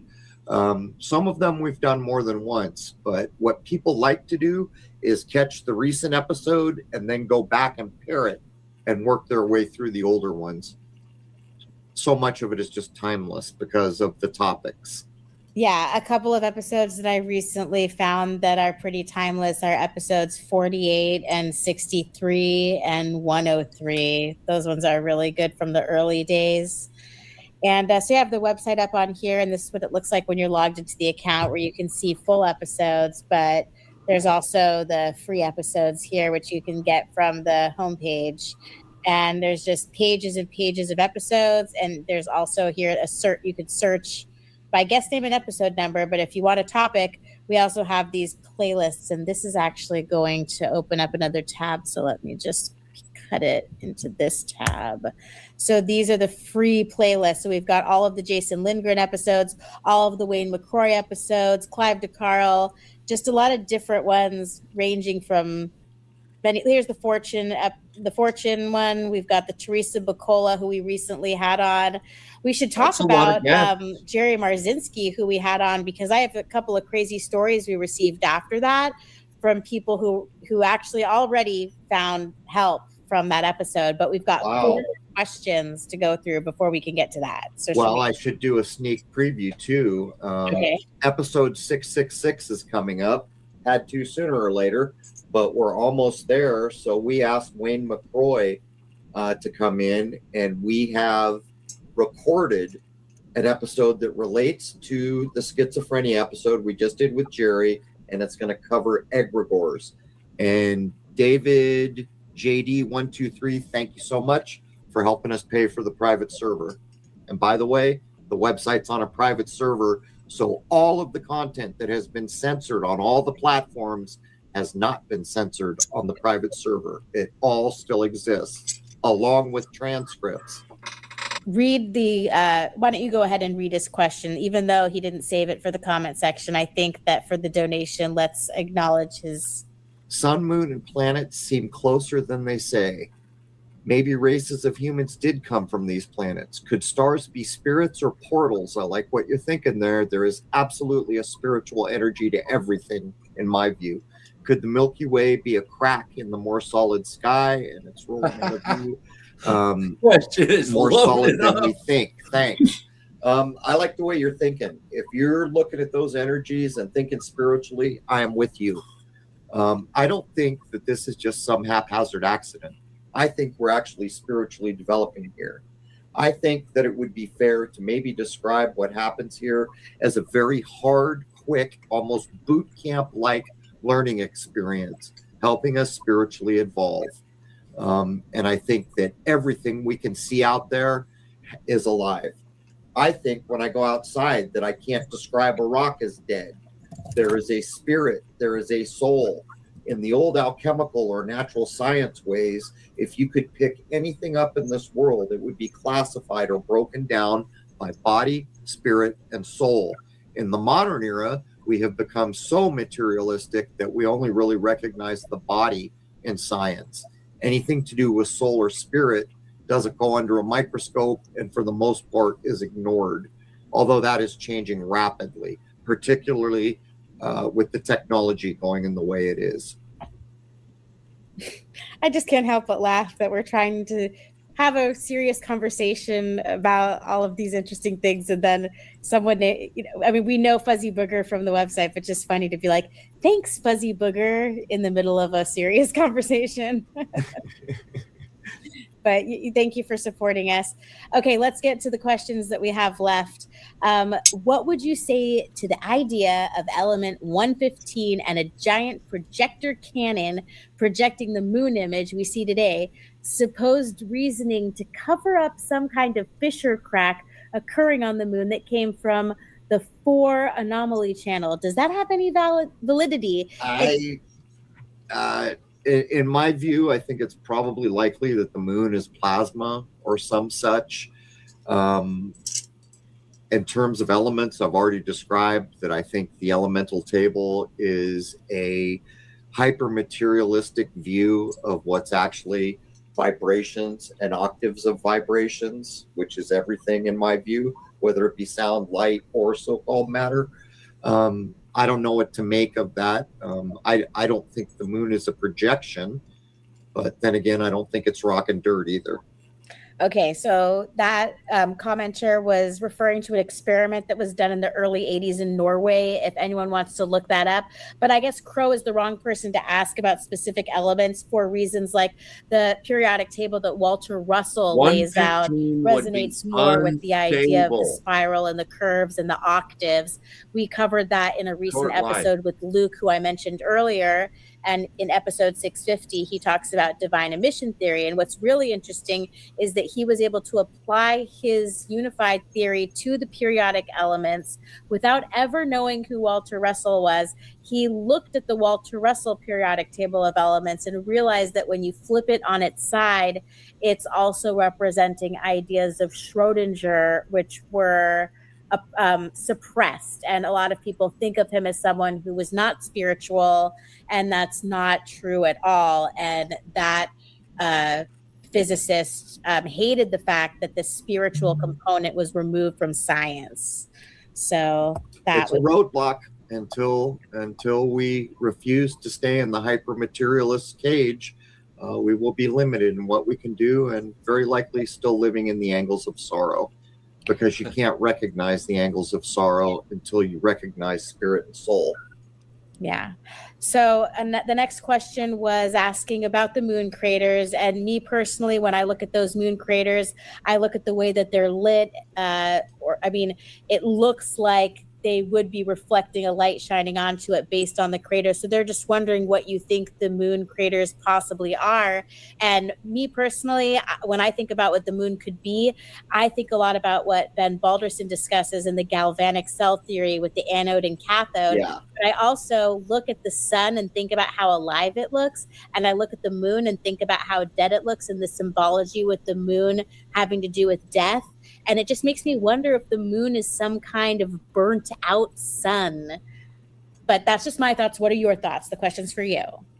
I like the anode cathode idea, and the moon is a mystery wrapped in a riddle, wrapped in an enigma, wrapped in a good luck trying to figure this out.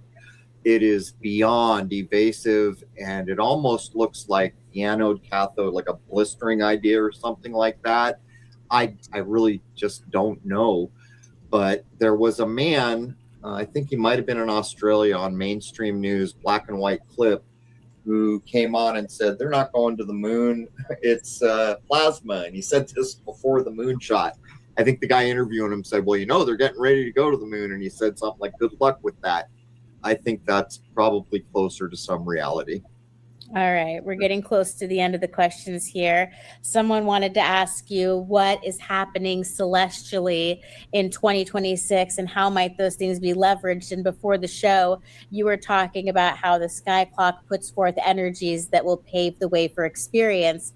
And you were pointing out that not very many people at all who might be able to benefit as much as possible from comprehending the sky clock do. And so you've said that most of it has been scrambled around and obscured in ways that try to ensure that we can't decode down to the minute, and that there's proof of this in the Rosicrucian writings, because they claim that the names of Mercury and Venus were switched to prevent people from being able to apply the power that is obtained when one completely comprehends the energies of the sky clock down to the second. So what would you add to that, especially with the idea of calculating down to the second? A lot of people may not even been thinking about things in terms of the second when we're talking about being a Taurus or, different astrological ideas. There used to be things like, one thing that always struck was like the idea of a book of hours, which was like a spiritual guide for the hours of a day.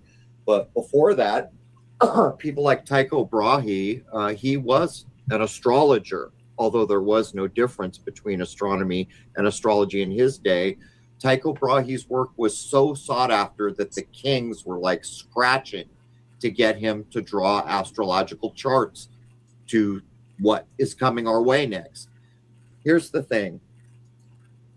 I don't want to put down people who have chosen some certain way to go at the sky clock. Like, as an example, a person who does sidereal versus, some other style. Those people who are looking at it and working on it, I'm sure they benefit from looking at it directly and trying to work it out. What I'm pointing at is when we get to a point where it's not about choosing a style anymore, we just know that these influences are associated with this. And I think a lot of the work Brahe did was probably hidden from us. I also think he did some stuff on comets and maybe the distances that may also have been hidden from us. Can I prove it? No, I can't.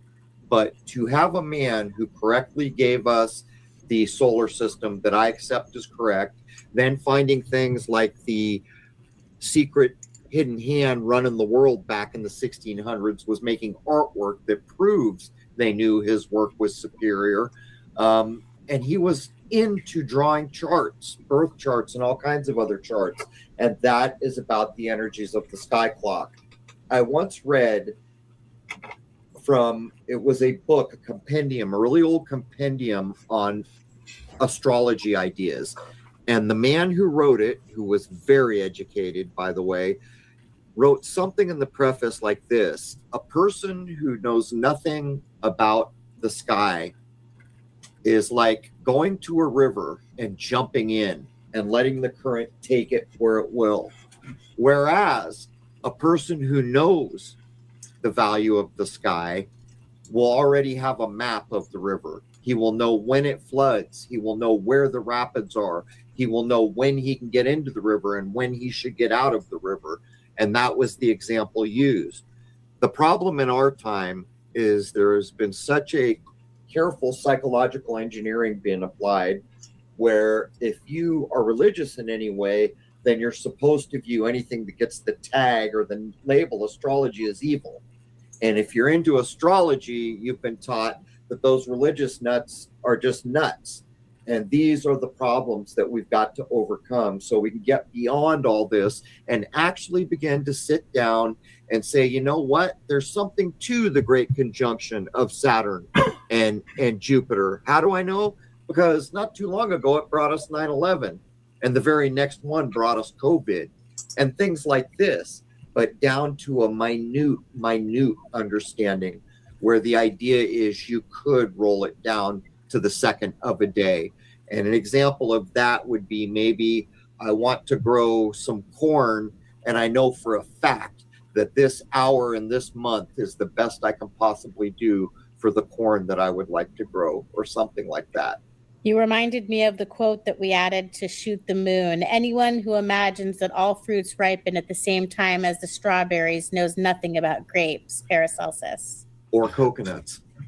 Yeah, or avocados. Exactly. By the way, you would never starve on Kauai, because don't you remember that our dear friend David Avocado has Noni Land? So we would just deliver you constant fruit and sugarcane juice for you to stay energetic as you film through the day. That place is heaven. It is absolutely heaven. I can only imagine how the people whose ancestry goes back there feel with the prices and their ability to hold on to their lands. It's just, this age is coming to an end. These times where everything has been hyper materialist and controlling, and a world where people are taught to treat each other poorly, and a world where we're taught to judge each other all the time, in a world where our very political system is the worst mind virus you can imagine. All that's coming to an end now. We forgot to address that I published a short that was just you explaining that this is an overexposed photo. So if you're looking at this picture now, the part that's so bright that you can't see the craters, that's what you would be seeing with your naked eye during phases. And so what Crow did is he overexposed the camera so that the part that you normally can't. This is a full spectrum camera. Yeah. So, but some people still can see the dark part of the moon with their naked eye. I've seen it myself. I'll be looking at the bright part and the dark part. This is overexposed. But people were getting in fights about it so much that it got over 100,000 views, just a short about this one photo from over 10 years ago. So basically a full spectrum camera, which sees a little bit into UV and IR along with the visual. And all I did was pointed at this. With a full spectrum camera, you can see things that are too dark for a regular camera. So what this does is the blacked out portion of the moon, you can see like a normal moon here. But the lit part that you can easily see with your eye is way overexposed. But when I shot this shot, it was just so impressive to me, some of the abilities we have. I mean, think about this, 20, 30 years ago, almost no one could get an image of the moon like that. Or look at this CME, as they call it. I don't know what it is, but it's a huge energetic explosion coming out of the shell of the sun's. I saw that in real time. And normally all the movement of the sun has to be sped up. That was so energetic that what you're looking is almost in real time. It's sped up just a little. All right. Well, we're playing the lunar wave footage again because this last question is about that. It seems like this is a question from someone who just stumbled upon the channel. So I know that we get these questions a lot, but this will just wrap up the question portion for anyone out there who's becoming familiar with the so-called lunar wave, which is now a misnomer because it's been captured in front of the sun, Jupiter, and Saturn. So here's the question. If this is truly a refresh wave, as I'm gathering from the comments, so they're saying that they read through the comments. Number one, does it come in equal intervals? Can you tell me when the next one will be? Does the wave always move in the same direction across the surface? When the wave is traveling, does it move at a constant speed? Does it slow down or speed up? And is this equal across every wave you've seen? If you could answer all these questions, that would be so awesome. There were 5 questions. No, no, no, no, and no. Yeah. Read them one at a time and I'll do it justice. Okay, all right. Well, I think we've seen them going in different directions, that's for sure. So let's take it one at a time. Does it come in equal intervals? No. No 2 waves appear to be the same. And there's a different amount of time in between them, and the longest one was Randy from Houston, which it was like over 45 seconds. Yeah. Okay. Can you tell people when the next one will be? Nope. Now, I have a comment about that. And all the people that are now coming forward and saying, oh, it's a digital artifact in the camera, it's this, don't you know about your equipment? Every single one of those people I've responded to and said, well, if you know what it is, then you should be able to duplicate it and send me a video of yourself predicting and showing me reproducing a lunar wave. And it's just never happened over a decade.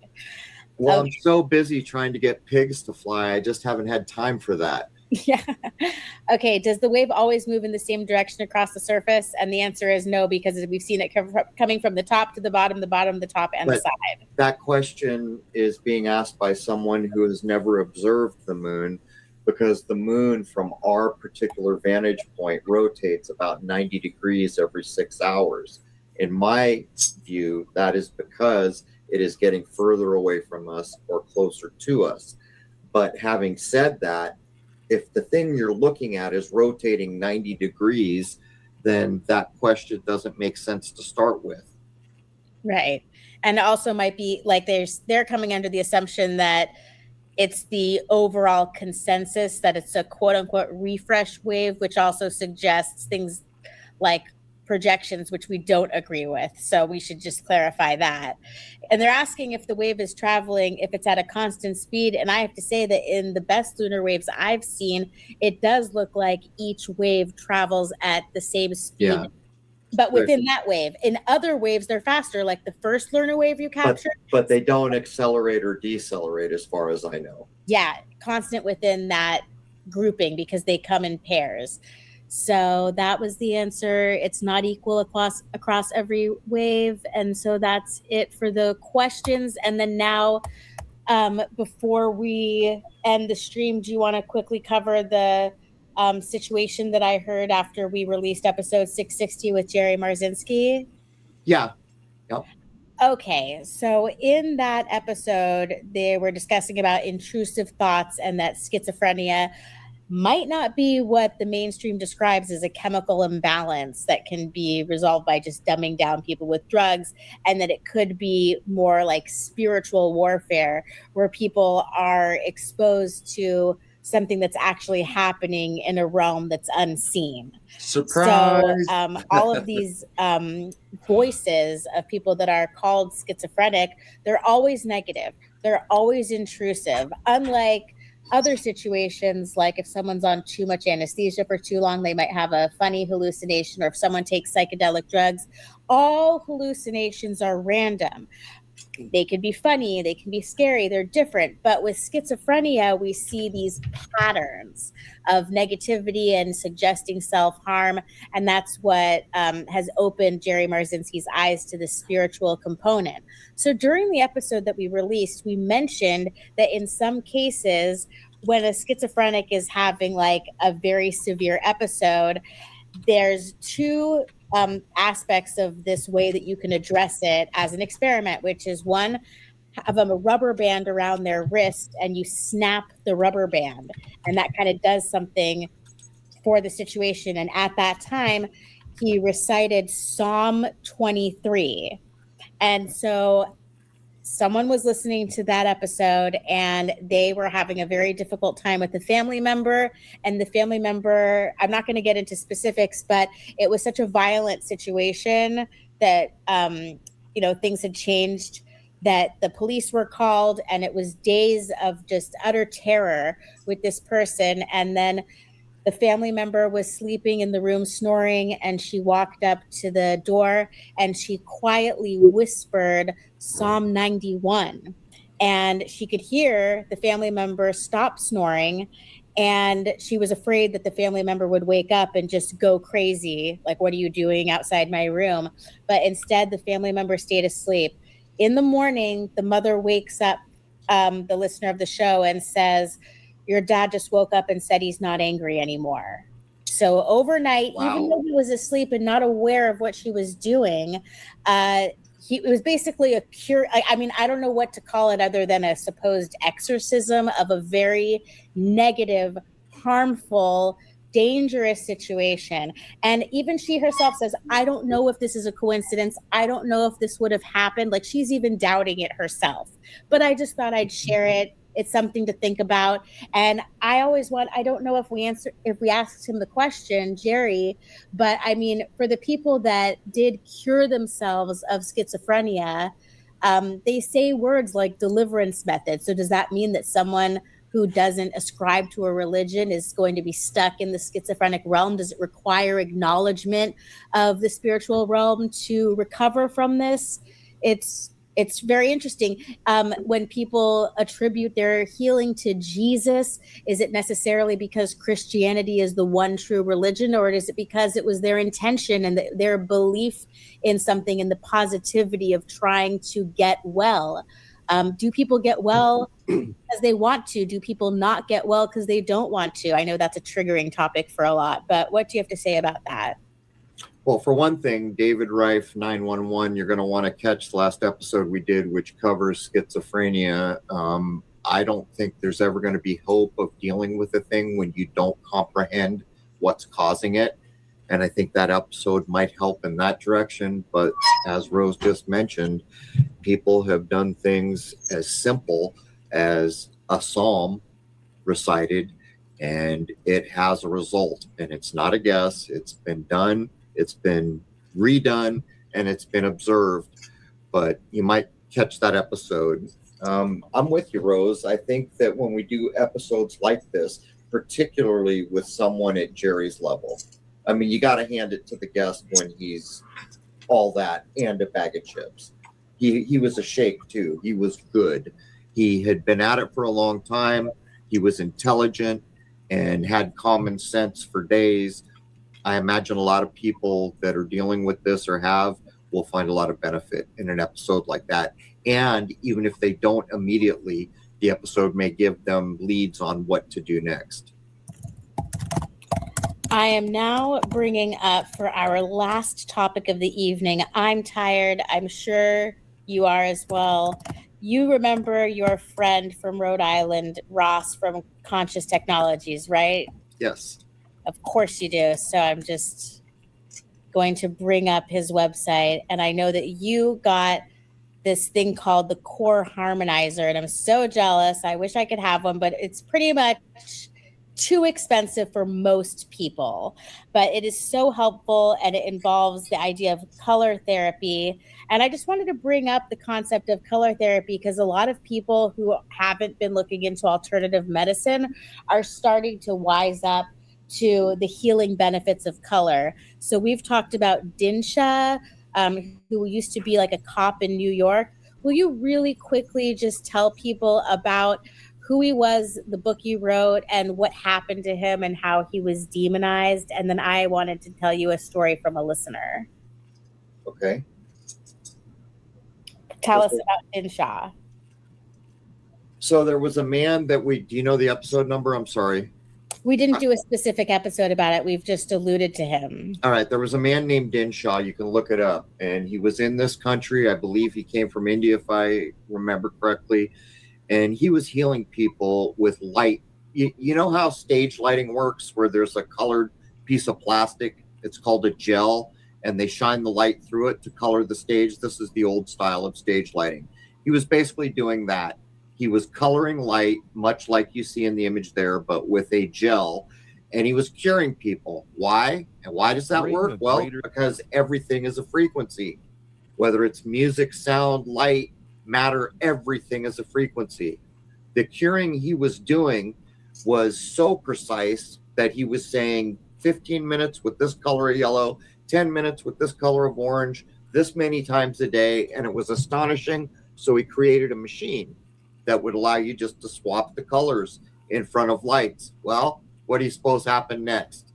The medical establishment went head hunting, and they got him.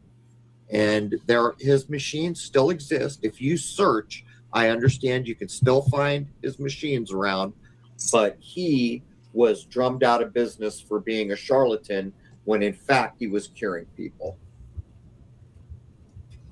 All right, awesome. Yeah, his book is called Let There Be Light, and that's also on the Crow 777 recommended book list. So I had a funny story because I was on the phone with a listener of the show that I've become friends with, and Jason had bought these little tiny light boxes because obviously we want something like a core harmonizer, but we just found these tiny little light boxes on Amazon. They're only $11, and they come with these remotes that have all these different colors, and you can have them stay on one color or you can have it oscillate. And I just noticed that it really, along with some salt lamps, heightened the mood, and just What do you think, the energy has been so much more relaxing. And I was mentioning it, and he had the About the light? Yeah. I don't know about the light thing. I mean, it's interesting. The whole everything is a vibration and frequency, and Tesla said that, right? Yeah. And so, yeah, I mean, all this is probably relevant. I mean, it's definitely worth thinking about and keeping, an open mind on these things being a possibility anyway. What do you think? Man, I think I'm with you on this, when we can kind of figure out what the fluid in and out, how to kind of get in and out of all of everything, if we can just find that one principle to stand on, right? Like we're supposed to be able to get in and out of it all, right? And we have that, God, Right. So Yeah. exact same one, the exact same cheap $11 one in his Airbnb. And he had mentioned that it was so depressing in the Airbnb. It was nothing like it had been advertised. And he didn't know what possessed him to, well, no pun intended, since we were just talking about schizophrenia, but he had no idea what made him pack the color light. And he was just talking about how if he didn't have that color light with him, he probably would have just really not even been able to enjoy it. So I just want to say to anyone out there that is interested in color light, really any color that What's amazing to me about color is color. Like, man, oh man, everything has a color and a mood, and the color does make a mood. And look at the sky in the evening and the colors you get, and and then the different fabrics and the different colors and sheens and light reflection, and it's all connected but all separate and amazing. well, and it's like, why does it even exist if not for experience, to be experienced? Why would it even be a thing? Is it just our experience of it, or is it meant for our experience? Right. Yeah, and yeah, even the rainbow and like it talking about it being put there, and it's like, well, what in the world? What was it like before that? Right. No, yeah. You can add to your walls. Like, let's say you haven't gotten a chance to paint your house and you have boring white walls, or you haven't had a chance to, buy a beautiful painting in France. If you just add color, these oscillating colors to your ceiling while you're relaxing, I highly recommend it. And you don't have to spend five to $7,000 on all of these huge devices. Like, anything's better than nothing. That's the last point I wanted to make. Companies spend There millions of is. dollars on I've paint said for years and years design. that we will be entering a new world. Yeah. I was just adding that. They'll spend millions of dollars on paint design, like just prisons. They paint them blue. That for sterility and calmness. And casinos like to use red and yellows. For vibrancy and excited. And Yeah. it's a whole thing. Yeah, we're absolutely wired to respond to color. Yeah. And we are tired as well, Knackers. I am anyway. But yeah, no, this was interesting, and I just kind of want to, get to it. And I know if I don't do it, I'll never get to it. So I just thought, well, we'll blow through this. But yeah, it's just there's just so much when I'm looking at those ancient coins and thinking about how they viewed society, and you see the rise and fall of Greece, and then the Romans, and then you got the Bible, which has had such an effect, and all of that took place right in that same area, and you can trace that back to all the old cultures and their sacrifices and temples, and but you just see the stair stepping down, and the study of the stars at that time, making these different models that we're looking at today, just being a extenuation of all of the efforts that they put in. And I don't know, yeah, it's crazy, it's amazing. And that they had that much relevance figured out in their time. The biblical account itself, if you believe in that account, that there was a star that appeared that foretold that the new king was born, and we got to go give him homage. And I mean, my goodness, what a concept. Yeah, I mean, we we built entire civilizations out of knowledge, and then passed it down, and whittled it and refined it and tailored it to our own uses. And with that, we gave up a lot of other uses, and therefore gave up the understandings and the educations and the fundamentals that went with those Yep. things. Yep. You give up art, you give up paint, you know, like you give up music, you give up instruments. It's some of these things are quite Right, and that's how some of that art was so heightened, is because they had such understanding on the rest of it. And then, like I heard someone say that there's so much truth, is when your art goes, it's because your core perception on reality is gone. You have no, what is beauty, what is not beauty, you can't tell. And that just rang so true. It's like, man, and you watch the rise and fall of the empires and the cycles, and you see how our government's acting right now, and our monetary, so it's just like, this is just, and here I am in the middle of all of it, just like, wow. watching solar clocks, man. Craziness. No, but it's great because, like, look, at the end of the day, we have this much time. You have this much time, and then that's it. Yep. You've had your experience. Yep. And there's only one person ever going to judge you about this, and And in the meantime, like somebody told me the other day, like nobody on their deathbed looks back and says, "Wish I would have spent more time at work."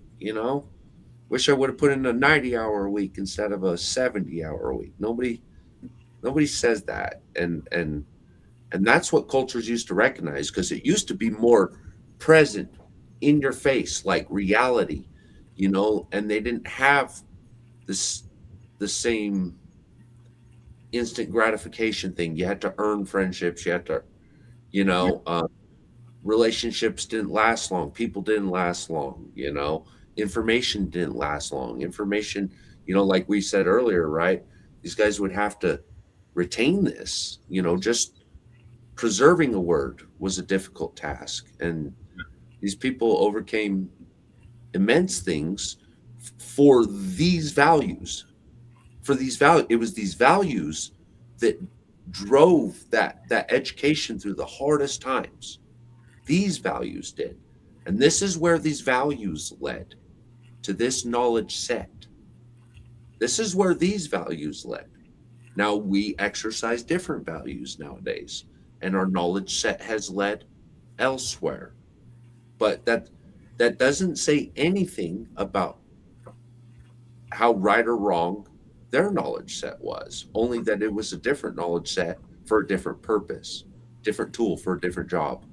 Yeah, and I think, at least for me, it's too segregated. Like, in actuality, it's a mixture of all these things, and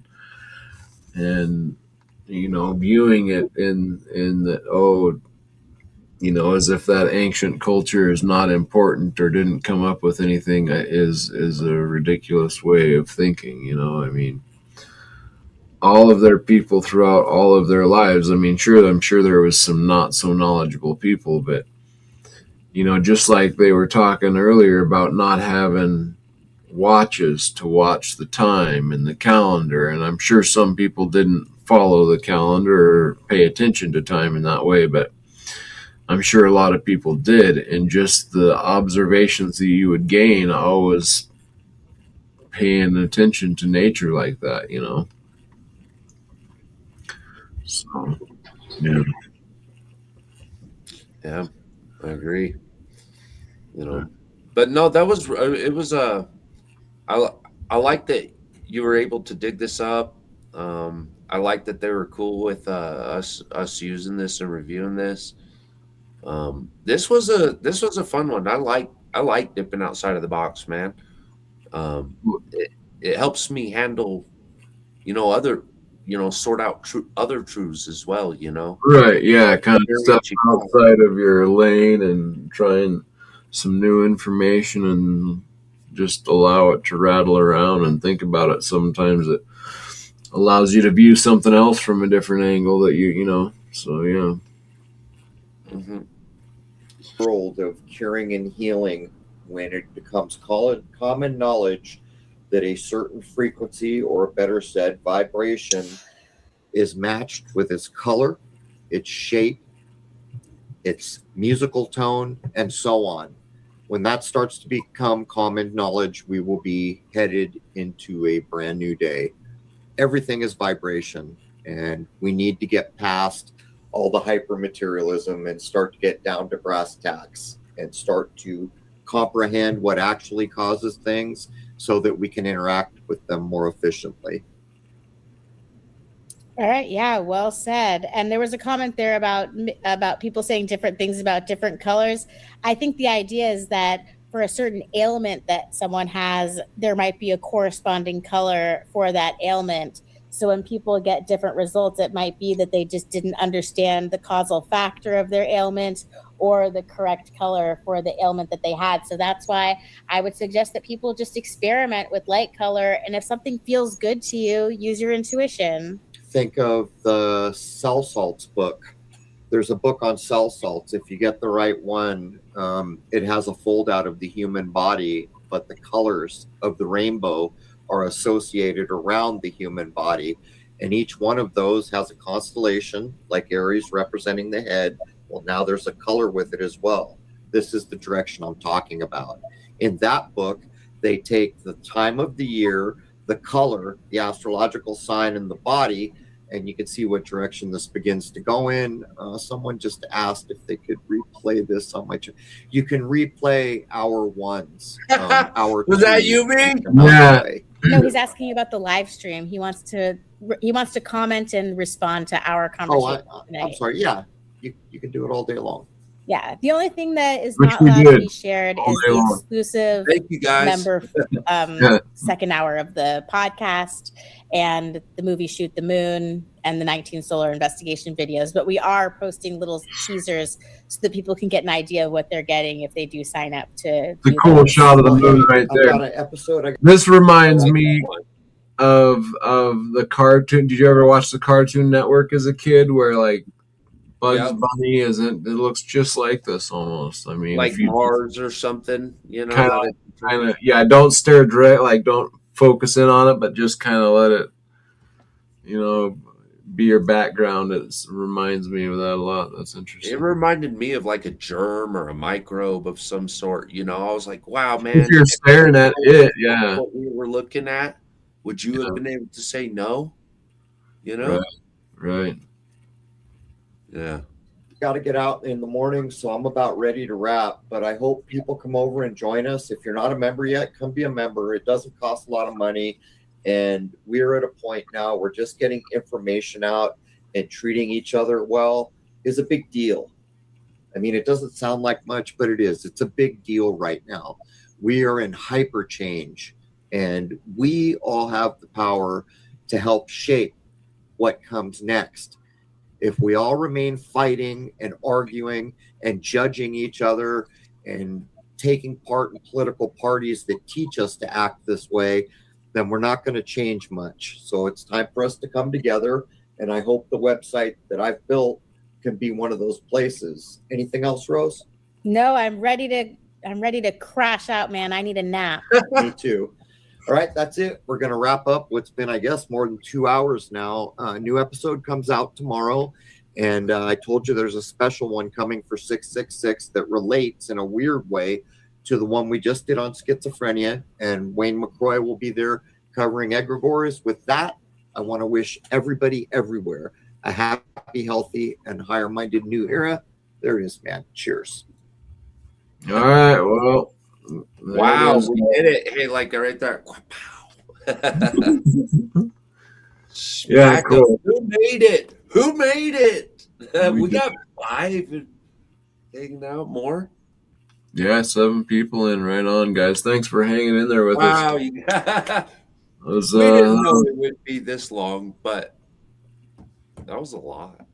Yeah, it was. It was a lot, but it was good. I think that it's something good to ponder these things. And again, not that any of us are endorsing or not endorsing. It's just to ponder some of these things. These ancient cultures spent so much time, plotting that out, and then we got that. I like that drawing in the 16th century of the different models and possibilities that have been brought up from all of that work from the different cultures, and so it's interesting to tie it all together and think about the possibilities. And I like that one too. I didn't know that existed. I really like that. I was like, dude, that'd make a great poster, Yeah. But so did you take it? Are you taking anything home with you from this? I like what he said there at the end, really. Is I've been noticing this more. When I started my channel, I mentioned in my very opening video, I talked a little about my ancient coins, and that there's some spiritual connection in reality that's taking place right now. It was part of why I got into silver in the first place, and I think that,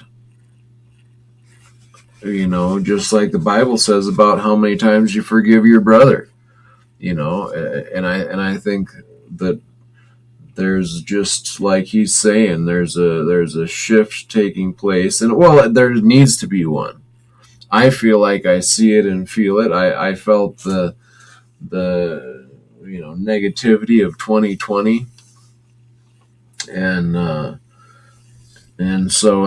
I feel like looking into the monetary system and seeing how that is a cesspool and a problem, and how that ties in with everything. And I think that, and then watching our leaders and how horrible they are to each other, and the division that's tried to throw and laughed about and just smug about. And I think that we need to, and I notice it just by watching videos that, you know, I need to change me. People need to change themselves for the better, so that we're not caught up in doing the same things that that the world is doing, because it seems like we're just so far off of base in these ways where just being, but like he said, the fact that we're able to start being good to each other and nice to each other, and not cutting each other down and tearing each other down, and actually trying to be a little bit more accepting and open on things, and understand that we're not all going to see it the same. How can we, when we've all been taught these million different ways, and fight to the death, and we don't even know what we're talking about in all real, like, truth has left the building. So we kind of gotta relax things a little bit and try to find the bearings ourselves a little bit. This is the way I feel about it, and I feel like that's what he was saying, like treating each other right, and just starting there and being better people ourselves. So Yeah, I'm with you there.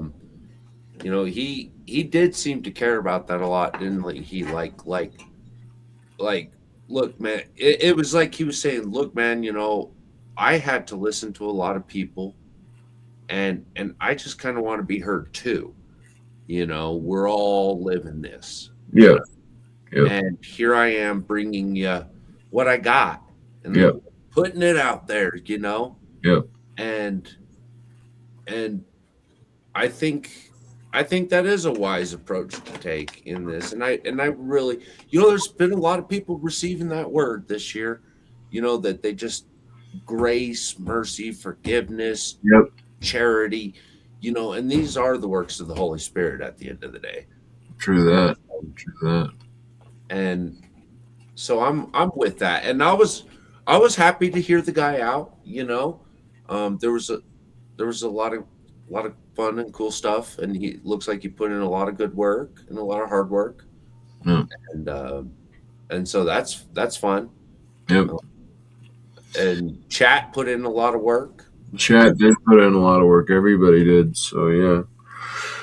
So yeah, I'm shot too. I put in several lives that took it out of me. So Dude, you got to be tanked.